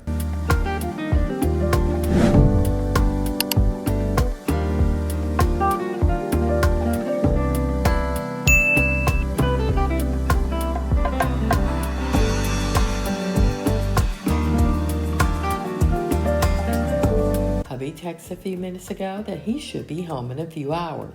As such, I do want to finish deep cleaning this bathroom for spring, as well as our walk-in closet. I also have plans to visit Mom today, so I may not get an opportunity to really deep clean our walk-in closet, but we'll definitely dust it before I leave.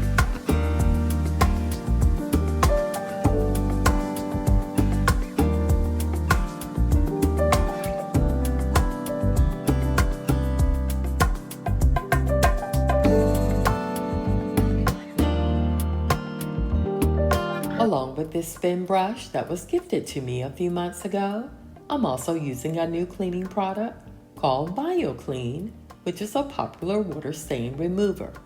While wiping down our glass shower doors, I noticed a few drops of water stains and soap scum that I was unable to remove. So I ordered the BioClean from Amazon because I read that it's most effective at removing water and mineral stains, rust, and soap scum from glass and other surfaces. So after charging this spin scrubber, we'll give it a try.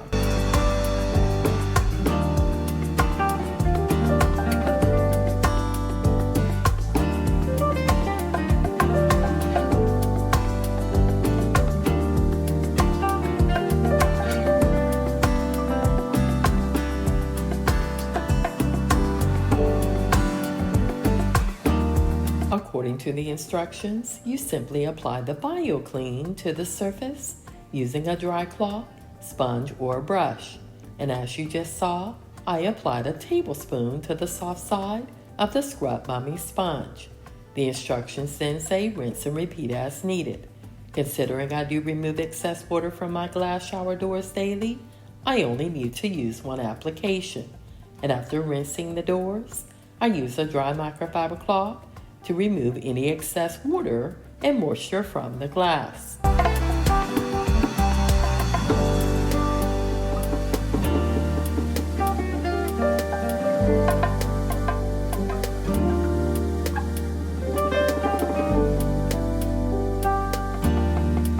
When using this product, I did notice that it had more of a gritty texture to it. So in order not to scratch our glass shower doors, I only plan to use it once per month.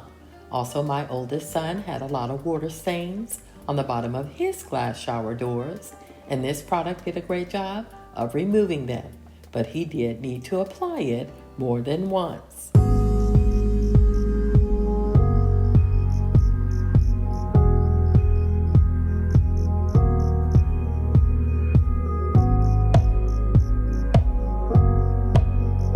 In order to remove the orange stains in the corners of our shower, which is caused by iron in the water or hard water, I'm using the spin brush corner brush head along with my vinegar mixture, which works every time.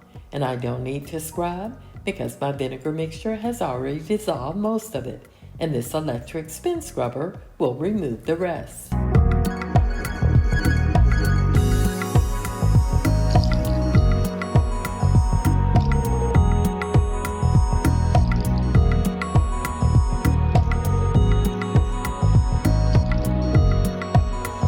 There were additional orange stains located on the exterior of the shower floor, and although not shown, I did remove those as well as clean the shower walls.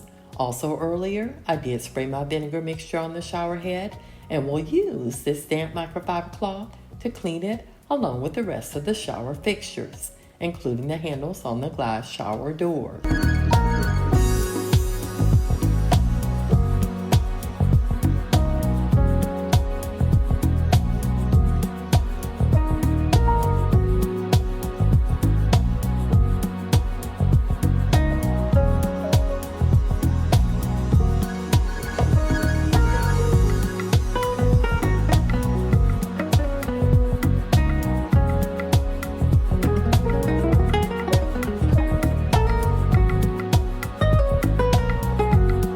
When remodeling this bathroom 7 months ago, it was important that a hair catcher basin was installed in the drain. Every 2 weeks, I remove it and deep clean it by spraying it with my vinegar mixture. But if it's full of soap scum, I'll let it soak in the mixture, then use the Rubbermaid scrubber to deep clean it, along with the drain. Today it wasn't that bad and was easy to clean using a damp microfiber cloth and warm soapy water.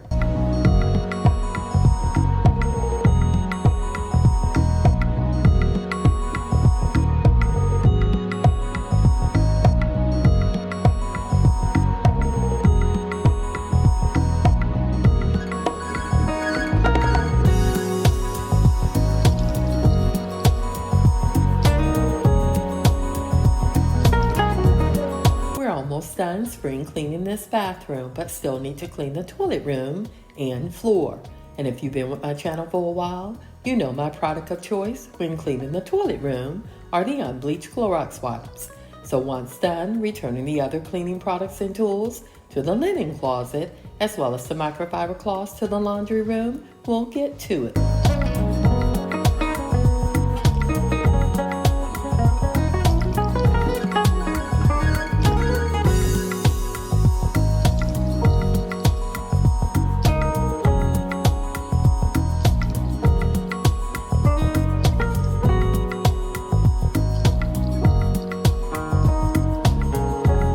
Allow my damp microfiber cloths to air dry in the laundry room by placing the damp one on top of the dry one.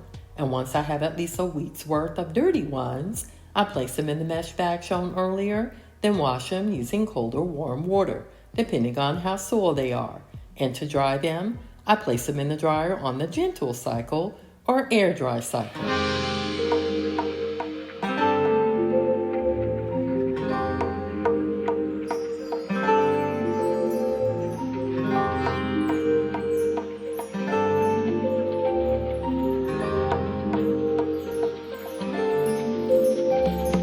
I do use several of these Clorox wipes when cleaning the toilet, and if not deep cleaning the toilet brush and plunger containers in the tub, I'll use additional Clorox wipes to clean them as well. I also use Clorox wipes to clean the moldings and floors around and behind the toilet, and sometimes use them to clean the recessed magazine rack.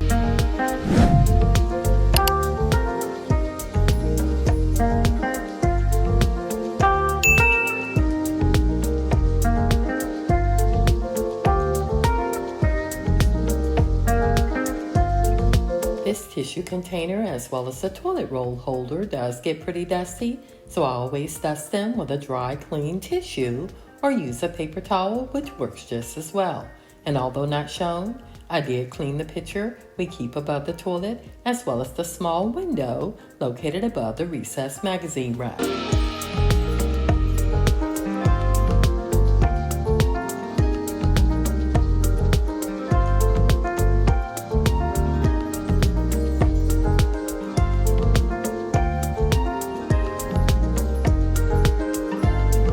Before leaving to see Mom, I do want to dust our walk-in closet, although the plan was to remove everything and deep clean it. But it has been raining on and off all day, so I do want to get on the road before dark, because to be honest, I don't drive as well when dark outside, raining, or both.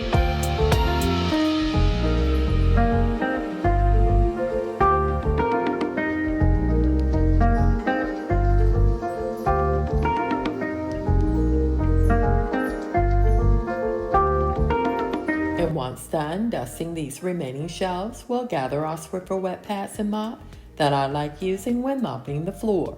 Also on my way to Mom's, I encountered large chunks of hail and was informed that there was a tornado warning in that area. So I pulled over once the hail ended and captured the storm on video for you to see. So stick around until the end for the footage.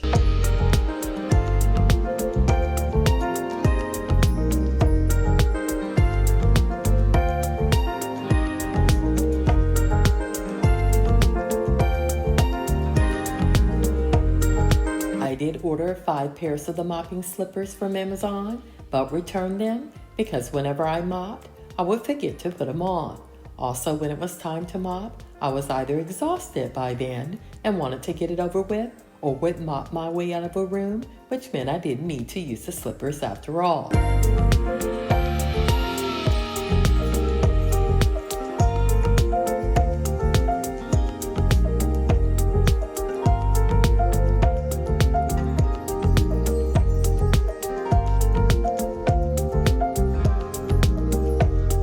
And if it seems as if I'm mopping pretty fast, that's because I am. Also, my sister did call to inform me of the tornado warning, but by that time, I was already in it. I did drive slowly and also used my hazard lights, but overall, it was a scary moment captured on video.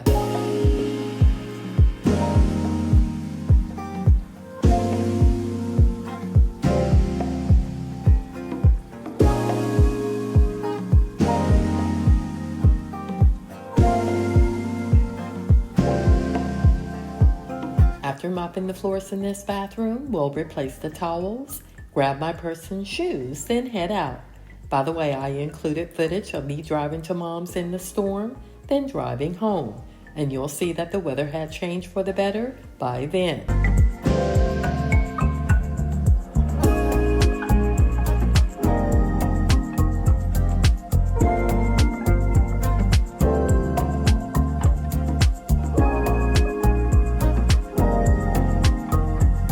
Also, from the inside of our home, it did look pretty dark outside, although it was only a little after 3.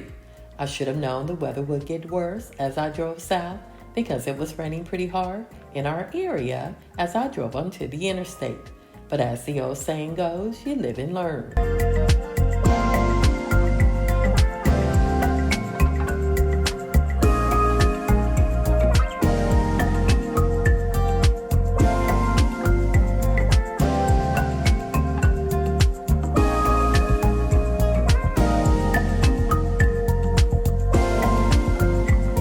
This time, I was rushing to get out the door because I did have plans to get back on the road and return home before dark, which meant I would only get a few hours to spend with Mom on this day.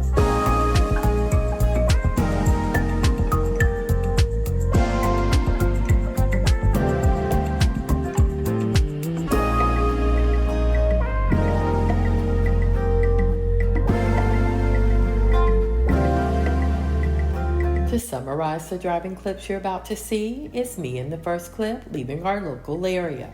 The second clip was when I was deep into the hailstorm.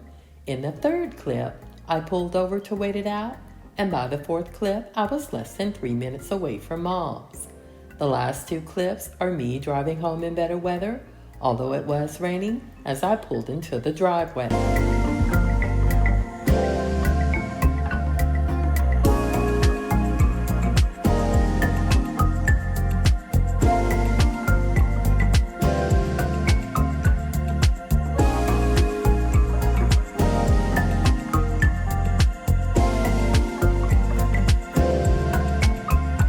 If you made it this far in the video, I want to thank you for watching Sissy Spaces. And as always, if you enjoyed today's video, please like, subscribe if you're new, comment, and share.